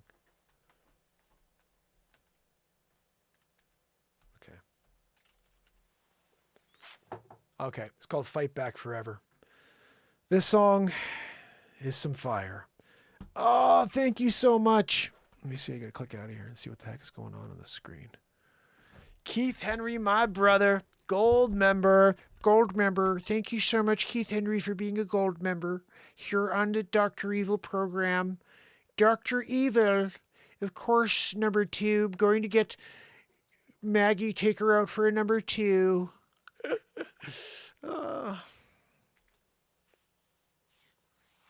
Oh my goodness, Carla just nailed what I've been thinking for a very long time. She said, I believed since I was a child that there is no way that God only created us and no other life elsewhere. So true, Carla, right? I was like, why would that be a bad thing? Like, I always, like, religions and all churches are always like, no alien races. We can't have that. That would make Jesus seem like, what would that make Jesus seem? I don't get it, you know? And I still maintain that, you know, Jesus was trying to tell us all that God is within us, you know? That's what he was trying to say. I am the truth, the way, and the light. I am the truth, the way, and the light. I am the only way to God is through me, through us, through ourselves. That's the only way, is through ourselves. That's what he was saying. He was trying to tell them a global message. The only way to God is through your heart. You know, you think back then when he's speaking in Aramaic, and he says the only way through God is through the heart. It's through me. It's through the heart. And they turn around and they translate it over thousands of years to say, oh, the only way through God is through this man who was the only man in history who came back and resurrected. He's the only one who was a God in the history of time. We're all God. We're not gods. We're God. We're a piece of God. Jesus was trying to tell each and every one of us that we are all the essence of God, and the way to connect with God is through the heart. It's through yourself. It's through humility, and it's through experiencing everything and failing, finding success from failures, and all these things lead you to God, to the understanding of who you are. Your journey in life is to go through so much in order to understand the greatest version of yourself. And once you do, you have connected with the essence of God.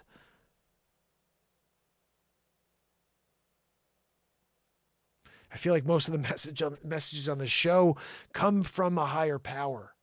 It's my connection to God. I have no script. I've never had a script. I didn't study philosophy. A lot of the things I say here, people say, oh, I read that in Descartes. I heard, Nietzsche say that. Nietzsche said that? I freaking said it. Whatever Nietzsche said, he also felt. We go through life and we continue to reference things from a book, but somebody wrote the book. I'm referencing this thing from a book. Who wrote the book? Oh, that was Socrates. Oh, he did. Okay, where did he get his ideas from? Oh, he got it from Plato. Well, okay, where did Plato get his ideas from? It's called the freaking universe. It's called connecting to the moment, living in the moment and trusting and allowing something to come out of your mouth that's not yours, allowing that energy and that intuition to drive you. This is where all creation comes from. This very second. Nothing else matters. The past is over. I hope we get it tomorrow. I just don't know what's tomorrow. But I will tell you this. I'm showing up for it, and I'm going to give it my all. And that's all I could ask for you to do as well. So, let me try to play this, although I don't think it's going to work. We can't play anything online right now, right? Remember? We just tried this. It didn't work. Cole? You could hear it, but you're not seeing anything. Yeah. Wait, before you scroll away. Oh, I hate that guy too, Chuck Screamer. He's the worst, right? All right, let's try. At least I have something on. Oh, wait, I may actually have this on my desktop. If I do, then I'll just play it that way. I can't remove that. That's my... All right, I'll do this one.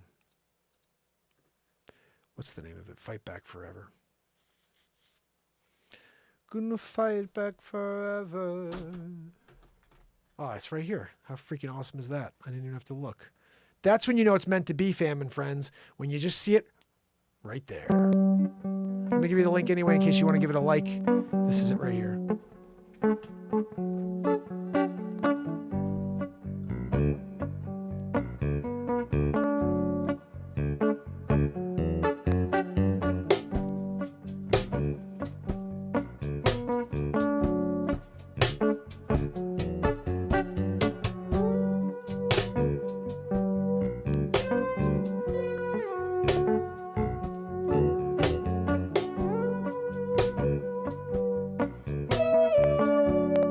Gotta put you all out there.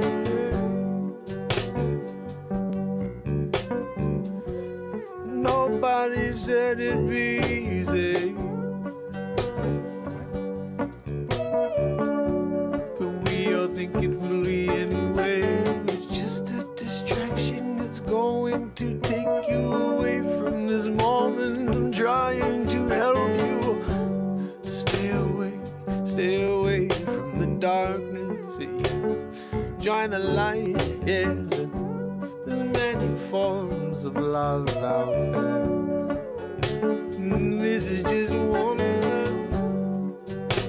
So share the love, share it with the world. Live for love, live for light, yeah. We live for love, we live for light. We live in the moment every night.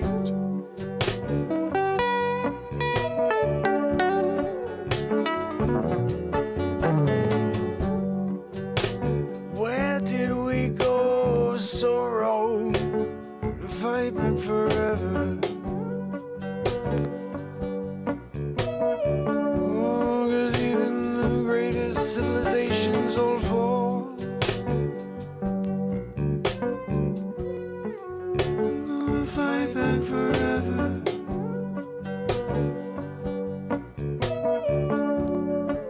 It seems like you don't care at all.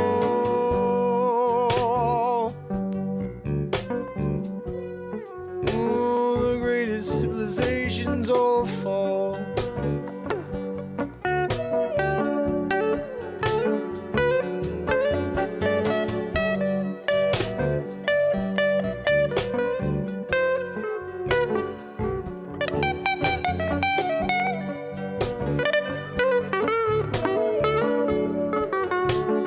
Where's the love? New right, new smile. You didn't know you had, or maybe you do, you forgot. It's been too long, yeah, to you. Oh, you've been stuck in these dangerous ways. They put you in, yeah, they're feeding you lies, and you had no choice but to take them in. Yeah, let's drop it all, yeah. Now we're going to find a new way to joy. Yeah, you and me, they got no part of it, no. 'Cause they've been trying to kill you, and kill me, kill us all. Oh, but I'm going to fight back forever.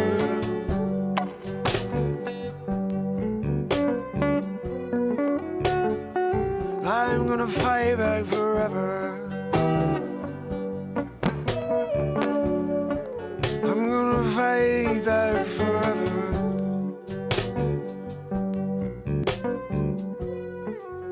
Even the greatest civilizations all fall. I'm gonna fight back forever.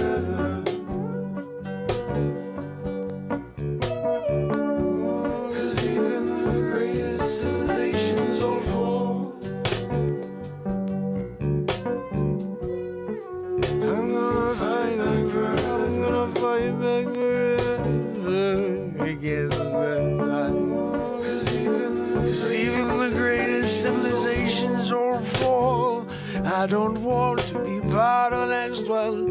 No, it's going to happen though. Seems like we're on a crash course. Yeah, collision course with the fate of the past civilizations before. Yeah, we all go, start and become deplorable, and then we're gonna fight back forever. Yeah. The greatest civilizations all fall. I'm gonna fight back forever. 'Cause even the greatest civilizations all fall. You never know, you can't make the goal. You're just in the middle of it all. You can't step away and look at it from the outside. Yeah, only one day, 50 years from now, gonna say, what were they thinking? Why didn't they get it together before it all fell apart? Oh, we're gonna fight back forever. No, because even the greatest civilizations all fall.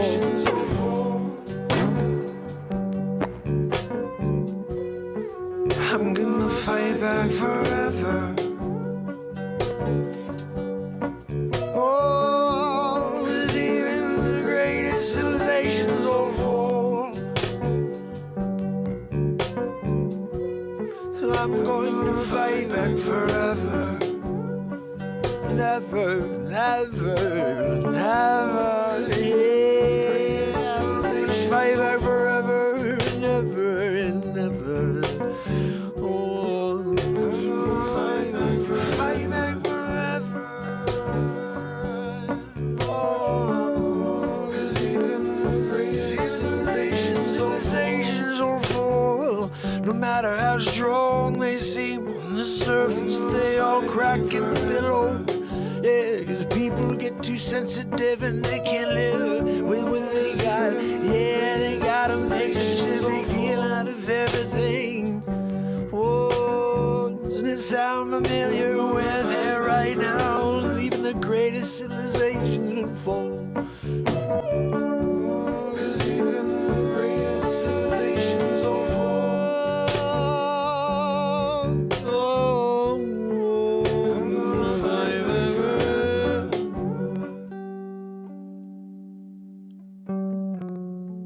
Even the greatest civilizations fall.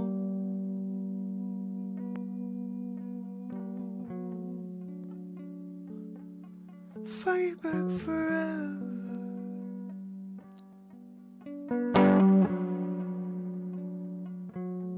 Fight back forever.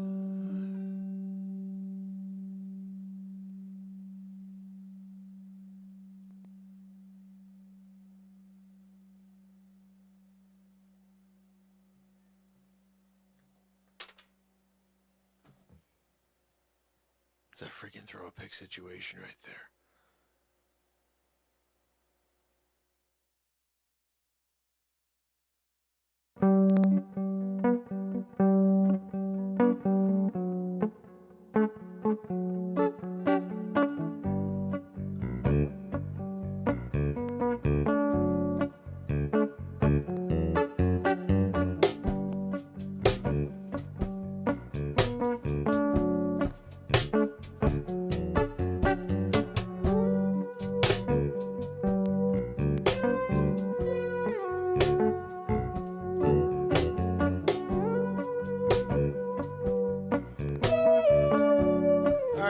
I'm back.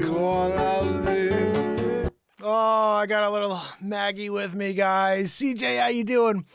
Oh, goodness, guys, we're doing it. Let me get over here and pop this screen on here. Oh, all right, Maggie, you want to say hi to the guys, to the girls? Let's say hi to everybody. This is Maggie, our St. Bernard little pup. Oh, she's such a cutie, right, guys? Like, I'm thinking that if she could stay this small forever, that would be nice, right? Like, why don't you stay small like this forever, Mags? You want to chill out with Daddy forever? Good girl in it? You want to say hi? Say hi, what's up? My name's Maggie. Say, I'm doing it. Say, I'm doing it. My name is Maggie. I'm doing it. Oh, thank you, CJ. Appreciate you. Oh, goodness. So that was a song I wrote about, 4 months ago, guys? And everything we write here happens live in the moment. And all the lyrics, too, they come out live in the moment. And I don't know what I'm going to say ever, obviously, or what music's going to happen. But we did that 156 times last year. It's kind of crazy. And I'm very much looking forward to getting another album a month out. Mwah! Oh, look at this little funny girl. Where are you going, little baby? Where are you going? She's got a lot of eye stuff I have to get rid of. Now Max has been tough. Last night, guys, you missed this. So I know Keith says she looks bigger already. That's what happens when you're a St. Bernard. So last night I put Max out and he goes in the backyard, and usually Max will go out and he'll come back within a couple of minutes and he's ready to come inside. Well, you okay? Uh-oh, I think I have to bring her out again. So I only let her, she went pee, but I think she had to do obviously more, and I took her, sweetie pie. And so I go, and Max is sitting outside. You ready to go out? Okay. All right, let me put something else on so I could take her out, because I think she's going to be a problem. I don't want her to have an issue here. She's our second day in, so she's still trying to deal with, oh, sweetie, okay, we're going to go, okay? I'm going to take you outside. Let me put this on. This is a great song right here. This reflects being a shadow banned. If you know anybody who's been shadow banned or is currently shadow banned, send this to him. It's called Down in a Hole. Totally different than the Pink Floyd version or the Alice in Chains version. All right, sweetie, you want to say bye? Say bye. Okay, I'm going to take your little hiney butt outside so you can get yourself nice and clean. We had a little snow tonight, too. Good stuff. Look at this little fluffer. Such a little fluffer. Oh, my goodness. Yeah, we have to get Bernard here, our friend. Tell him next time we actually have a St. Bernard now. You want to go outside, sweetie? I'm going to take you out, okay?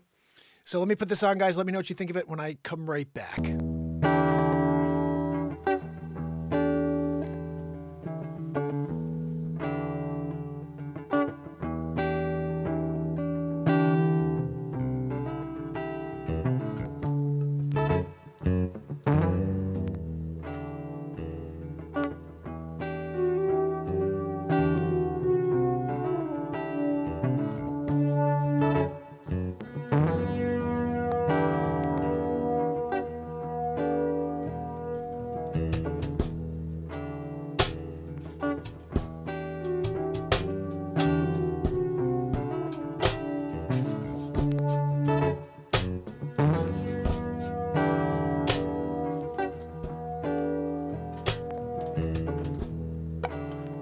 Take a path. No matter which way you go, it's your path.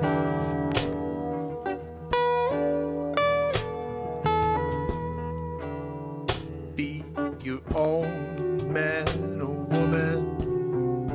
Don't be swayed by another. You're down in a hole. Yeah, you're down in a hole. Down in a hole.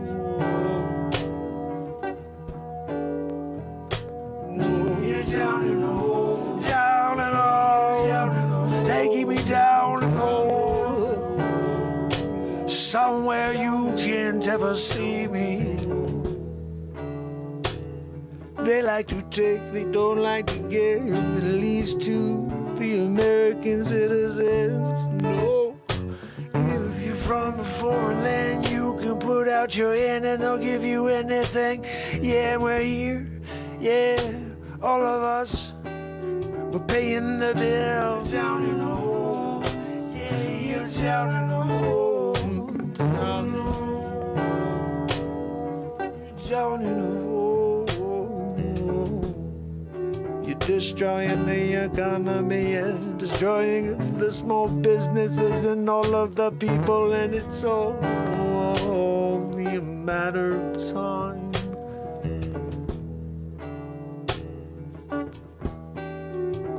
Before we're hearing about fighting in the streets, here trying to find food to eat, trying to find a place to sleep. The madhouse out there, yeah. We're down and all. You're down and all. Down. Whoa, wow. Yeah.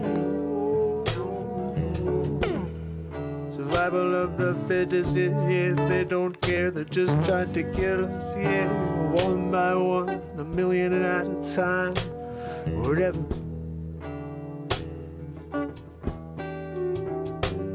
We gotta fight back before it's too late. We gotta fight back now. I'll lead the way. Down in a hole, yeah, you're down in a hole. Down in a hole, down in a hole,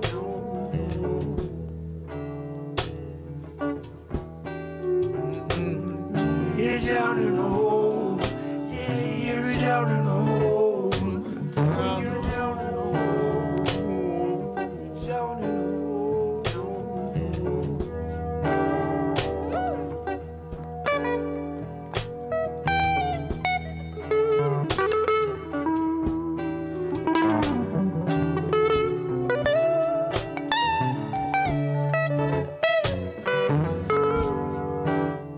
Lately, I've been seeing more people giving up than wanting to see tomorrow.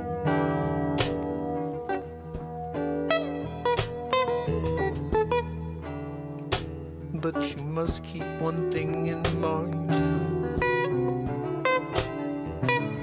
You only get one life. They keep me down and all. They get me down and all. Yeah, I've just been getting stronger until the day I reach the world. Down and all. I'm getting out of the hole. I'm climbing out of the hole. Yeah.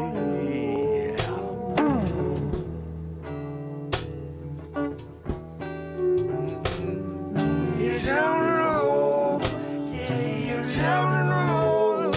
Down in a hole. Down in a hole.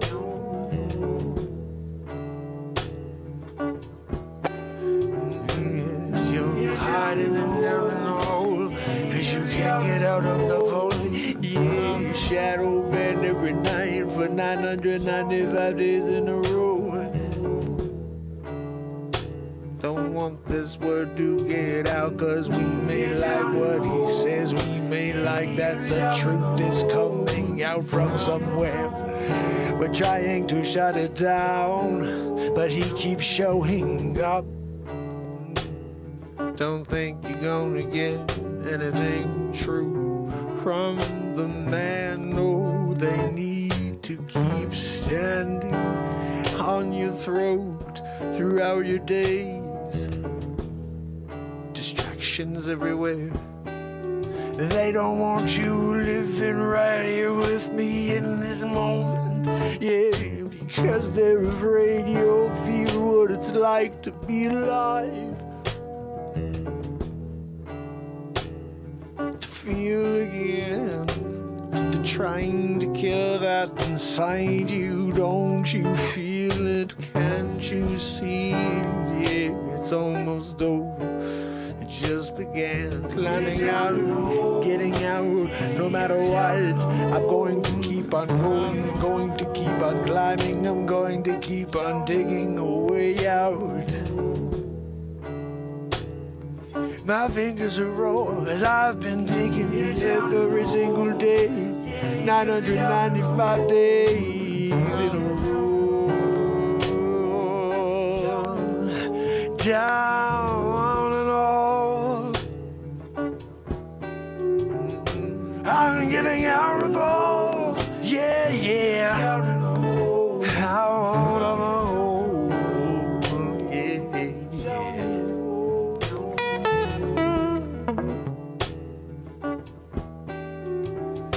Once you give up what you got, you never get it back. No. Once you give what you got, you never get it back. No. Once you give them what you got, you never get it back. No.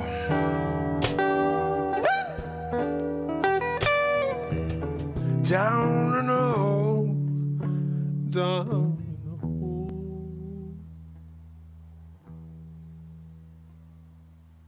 down in a hole, I'm down in a hole, yeah, yeah, yeah, yeah.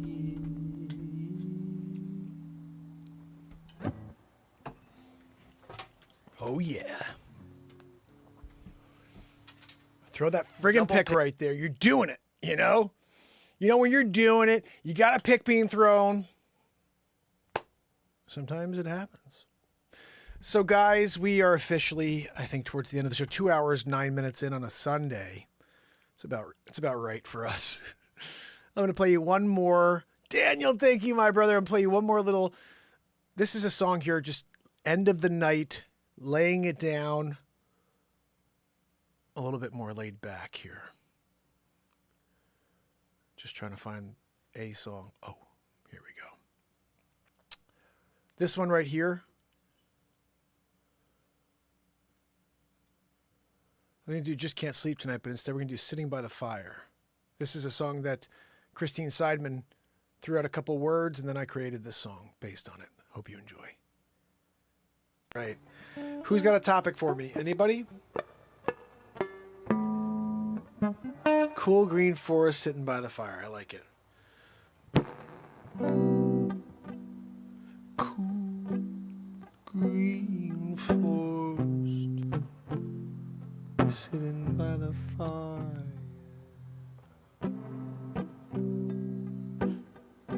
Gray the marshmallows out. S'mores time, yeah. Getting down tonight, yeah. The graham crackers out, yeah. And the Hershey bars all settle down for the night, 'cause we're feeling right here.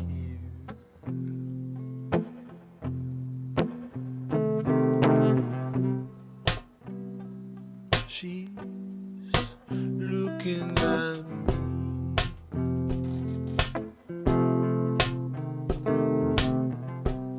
The glimmer in her eyes, the smile makes me feel so vulnerable. She's got it all on me. We're just sitting by the fire, getting by, feeling right. This is Saturday Night Live. You know we can't survive unless we live in the light. We share it all, yeah.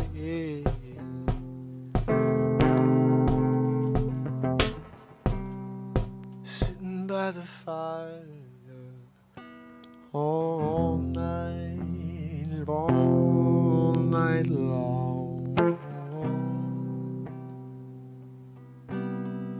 I'm sitting by the fire and I got my stick out with my marshmallow on the end. I'm getting all crispy before I take it back in and slide it between the 2 graham crackers and I put that piece of chocolate inside. Yeah, I got myself the perfect s'mores tonight.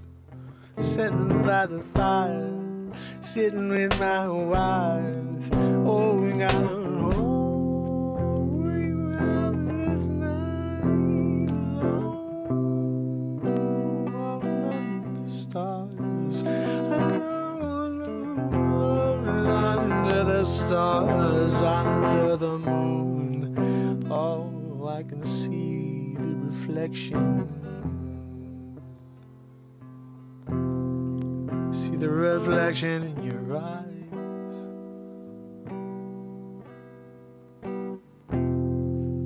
I can see the fire reflecting in your eyes. Oh, it's just you and I tonight.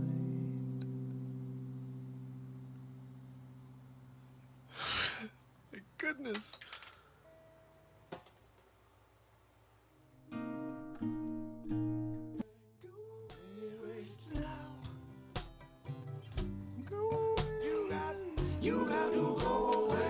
Another.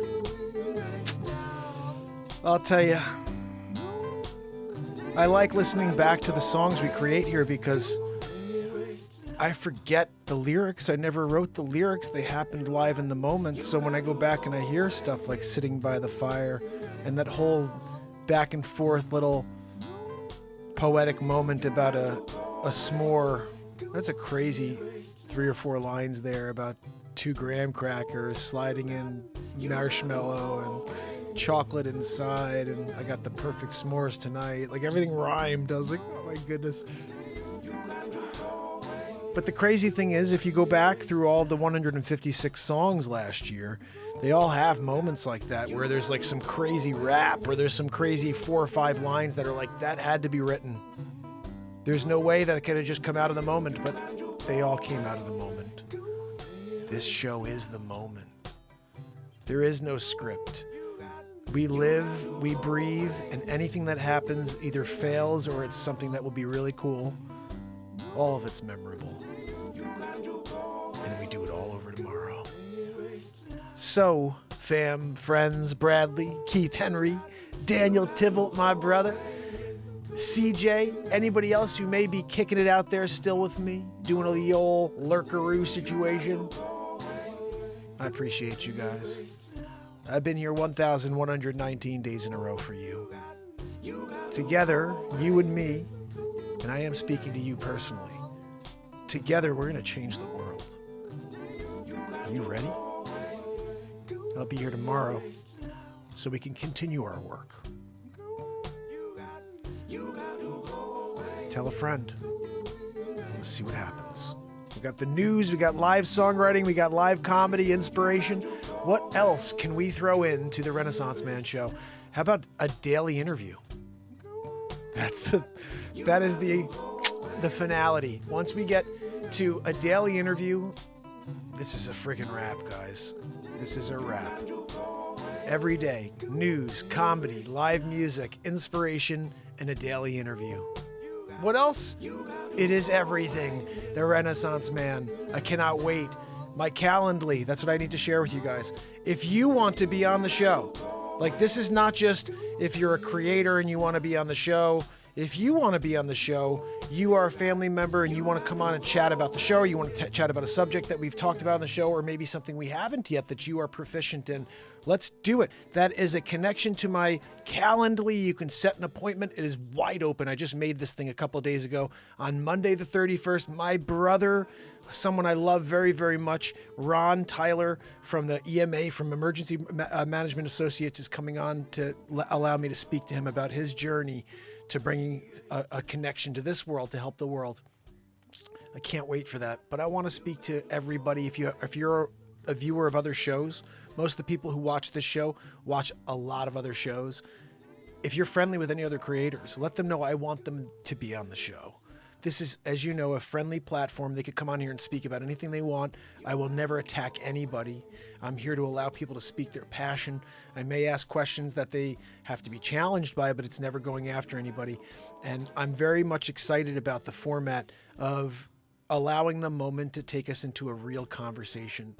And it needs to be every day, guys. So let's start filling out that Calendly, and we should just have one a day. I mean, I've got times available every day, but I don't really want to have more than one interview a day. I think just one's fine. Because remember, we have the news, we have music, we have comedy and inspiration. So we need to make sure we have time for the other aspects of the show each day. Oh, goodness. I'm so excited about that. Like, to have Ron on, but Wages is coming back on. I need to get more people on, though, every day. So it's going to be hard. I mean, honestly, I'm all alone, so it's not like that helps. But if I could ever get someone who's like literally making phone calls and booking out that calendar for me, that would be awesome to just know I got, interviews lined up. That's why I want to share it with you guys. That's the Calendly. Feel free to sign yourself up, or if you know a creator, send them a link. Here's the thing I want you to share with whoever, any creator you speak to. I will write them a song live in the moment for their show.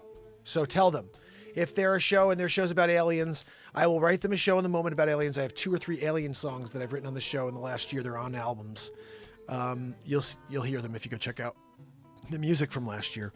There's a Down in Hollow Earth song, which is fire. But what I want to be clear about is I want to give back, not just to this family and to the community that we're building. If we could bring people on for an interview here, I will write them a song. Like, I should write Flat Dave Earth a song, you know? He came on the show. Maybe I'll write him a Flat Dave Earth song. Flat Earth Dave song. And send it to him. And maybe he'll get it out to some people. And see, he's so good at monetizing. He'll start selling my song and making money on my own music. Hey guys, check out my new Flat Earth Dave song that I sell on my app. Wait a minute. I got the royalties on that. No, but I think at the end of the day, I want to start writing songs for people. Like, in a perfect world, if I could ever somehow reach Joe Rogan, I want to get on his show. How do we get Joe Rogan, to recognize a comedian who's been live for 1,119 days in a row and is trying to connect with a world that's dying. I think if anything, he would appreciate the fact that I started the show is because of him. I was listening to his show and he said, if you have a voice and you have something you need to say, start saying it. This platform's not over. There's not like no more room. We need more voices.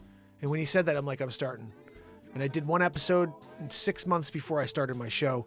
I didn't do anything live. I actually recorded a podcast here in my basement as Trump and Putin, and I never released it. I found it recently. I think it was really bad, but I never released it. And that was what I did the night that I heard Joe Rogan say, if you have a voice and you have something you want to say, go out and start speaking. There are more areas and more spaces for voices to be heard on these platforms, which was a total lie. That was the one thing he was not right about. There is no space for voices. If you are a mouthpiece for the message, then yeah, there's plenty of room for you. But if you are a voice and you have something to say and you don't like what is being forced on the people and you speak against it and you say anything that's truthful, there's no space for you. They will hold you down below the surface of this planet until you give up. And only the insane will continue to show up every single day. I don't think I'm insane. I truly love what I do with you guys here. And I would stop if I wasn't creating so much great content. And I know it's weird to say that. Like, I was talking to my wife about it. I'm like, look, I'm very critical of myself. And not everything's great. But we put out a lot of really good content here. None of it's ever gone viral. And I would have quit a long time ago if I wasn't good at this. I'm very critical of what's good and what's not. I used to watch movies like crazy when I was younger. That's why I could do impressions so well. I used to study their movements, every single facial expression. I do the work when it comes to being hyper aware of every detail. But I can't control, the outside, the way that the people who control all of the messaging allow the messages to be heard. I can't do anything with that. I could just show up and do what I do, and hopefully you guys will get what you need, and that's good enough for me. But hopefully if this is meant to reach more people, it will reach more people because of you. It's not going to happen because of big tech. I don't want you guys to think, like, even now it's crazy. We're over 8,000 subs, which is freaking amazing. I love each and every one of you. But if we creep to 9, creep to 10,000, I think, getting the people still to be aware and show up every day, it's a hassle. So people who are subs that love the show say they have a hard time finding me when I'm on the air. While I'm live on the air, they can't even find me. So I don't know how to get around that except for get people to follow me on Telegram. The link is right below, guys. If you go to my Linktree link right below in the description and go to the Telegram page and follow us over on Telegram, somebody will let you know. Last night, Kitty Cat, I noticed this. I started the show and Kitty Cat sent a note. She said, guys, Mark's live. You know how cool that is? To get a note and that I didn't have to do it. I didn't have to go in and remind everybody that I'm on the air. Kitty did that.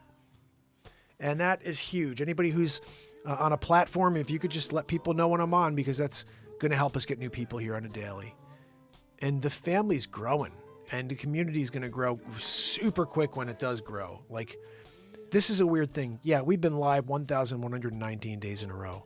And right now there's 16 on. We were at like 20, 24, something like that earlier. That's great. We're starting to move in the right direction. But here's the thing. We go from 16 to 24, and then literally in a day, and I don't know what day that is. It could be in a year or 5 years or 10 years, but it goes from 24 to 24,000 to 2,400. I just said that. No, that's not enough. We need to go to 240,000. Like, it's just going to blow up, and it happens quicker at that point. So it does this forever. And then all of a sudden it's like this.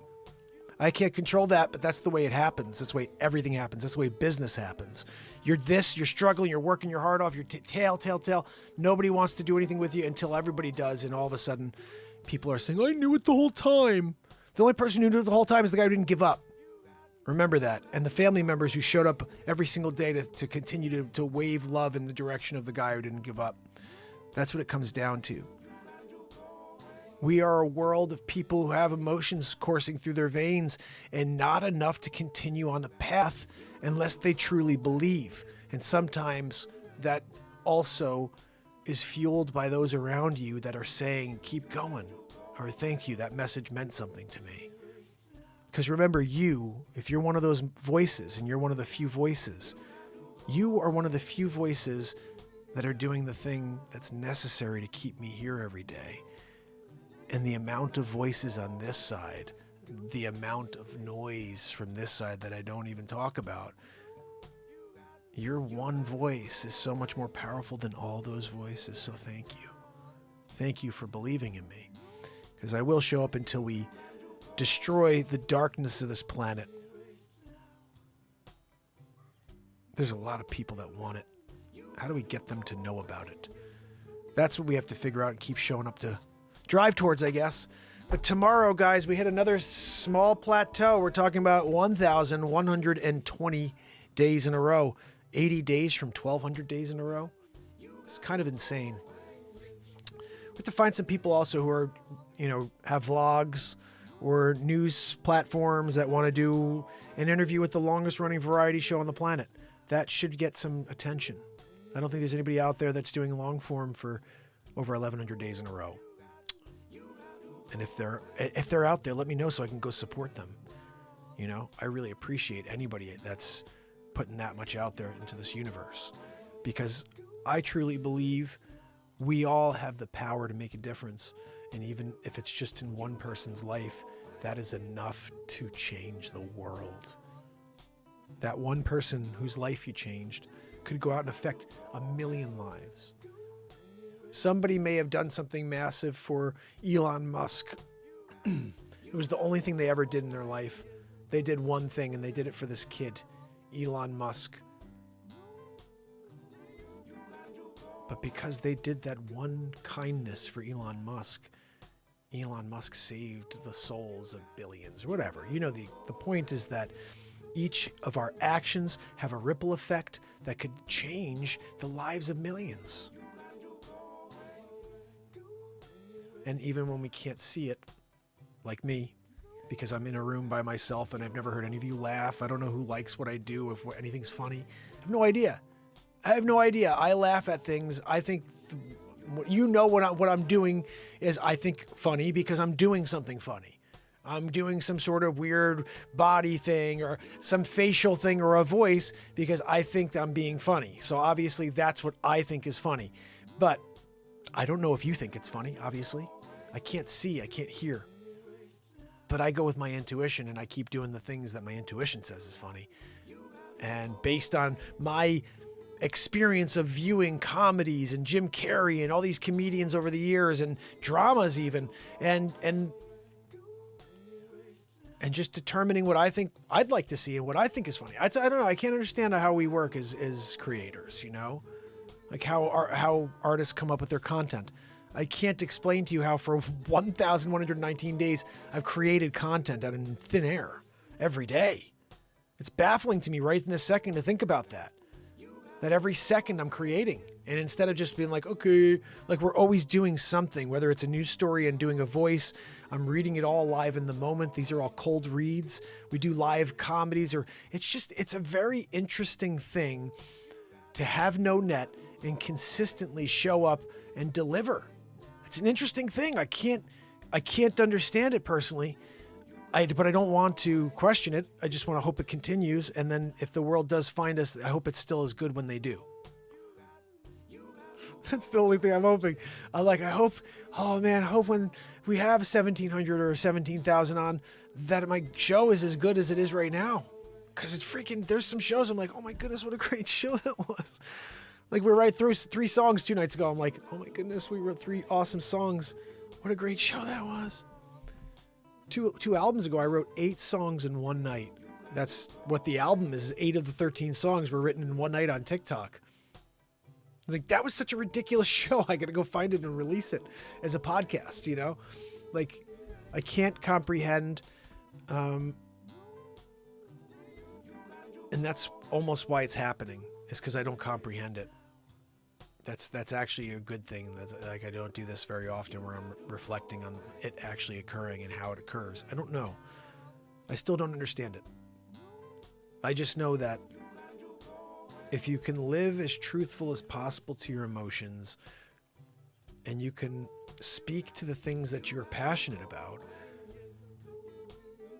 then you can do things that are unique and can be somewhat revolutionary. And that's what I think everybody's done in the past. Everybody that you know of that's done something major in history, they made an impact because they were able to step away from the past, step away from the future, and they were able to live in the moment and see a solution to a problem. Every invention is a solution to a problem. The invention of the Renaissance Man show is a solution to a worldwide problem. The hatred, division, and a fake news narrative, propaganda narrative that's been out here trying to destroy our society for years. Which, like I said, Barack was the one who created a bill that said that propaganda could be used against the American citizens in 2014. So this is all because a previous administration brought fake news, propaganda and fake news to this country. You know, I'm almost wondering, when Barry brought that bill in order to change this rule and allow propaganda to be shifted through the airwaves and into the ears and eyes of everybody in this country, was that, I'm just speculating here, but was that after a certain 45th Prez came down the elevator saying that he was going to run? Food for thought. Well, we're going to allow the fake information to be, thrown through the airway, to disseminate and, this, that, and other thing, and to mess with the minds of the American people. I wonder why you would do that. Because you can't say the truth. If you do, it doesn't look good for you. It doesn't look good when you have to say all the good things that the last president did, So, that's not very deterministic. I guess showing up for 1,119 days is not much being very determined. Well, I will be back every day this year, and we will be writing songs, writing feature films, and trying to find a moment that's unique. Separate ourselves from the madness of this world. 2 hours, 32 minutes into the Renaissance Man show. Guys, we did it again. So tons of shorts on YouTube. I'll be dropping them like crazy over there because I think that's the only stuff that gets views. And the longer form stuff I'm just kind of holding back on for now. We have so much of it, but we're not going to do that as much until we can start to break through that barrier that they've set up. And remember, guys, tomorrow we do it all over again. I may be live early tomorrow. I'm hoping maybe midday, around like 2 or 3 o'clock. If that's the case, it'll be one show tomorrow. And if you could be on, it'd be really cool. Yeah, we'll see. Depends on the day. It's a Monday, so it could get crazy tomorrow. Real estate, doing it. You know how it is. Sig, my brother, Bex. I want to say goodnight to each and every one of you. So, Bex, Sid, Sig Sauer, and anybody else that may be out there, I appreciate you. Say goodnight now or forever hold your peace. Luma City, good to see you. Chris Donaldson, my brother. And like I said, if you hit Telegram, I'll try to notify you guys tomorrow before the show. It may be around 3 o'clock or it could be close to 9, 10 o'clock like usual. But I do aim to be on earlier in the day. It would be awesome to do a show like 3 to 5, but as a real estate agent, it's hard to pick a schedule during the day ever. I can't. I just have to work with my schedule on the daily. But tomorrow, we'll be on at some point. CJ, you rock. Sig Sauer, Sydney, Chris Donaldson, and Bex. Bex, awesome seeing you as usual. Remember, tomorrow, we're doing it. Until then, fam and friends, it's Mark Pires. And it's Renaissance Man. Bradley, my brother. I love you guys. I'll see you tomorrow. You got to go away. You got to go away. Till tomorrow, fam. Have a great night.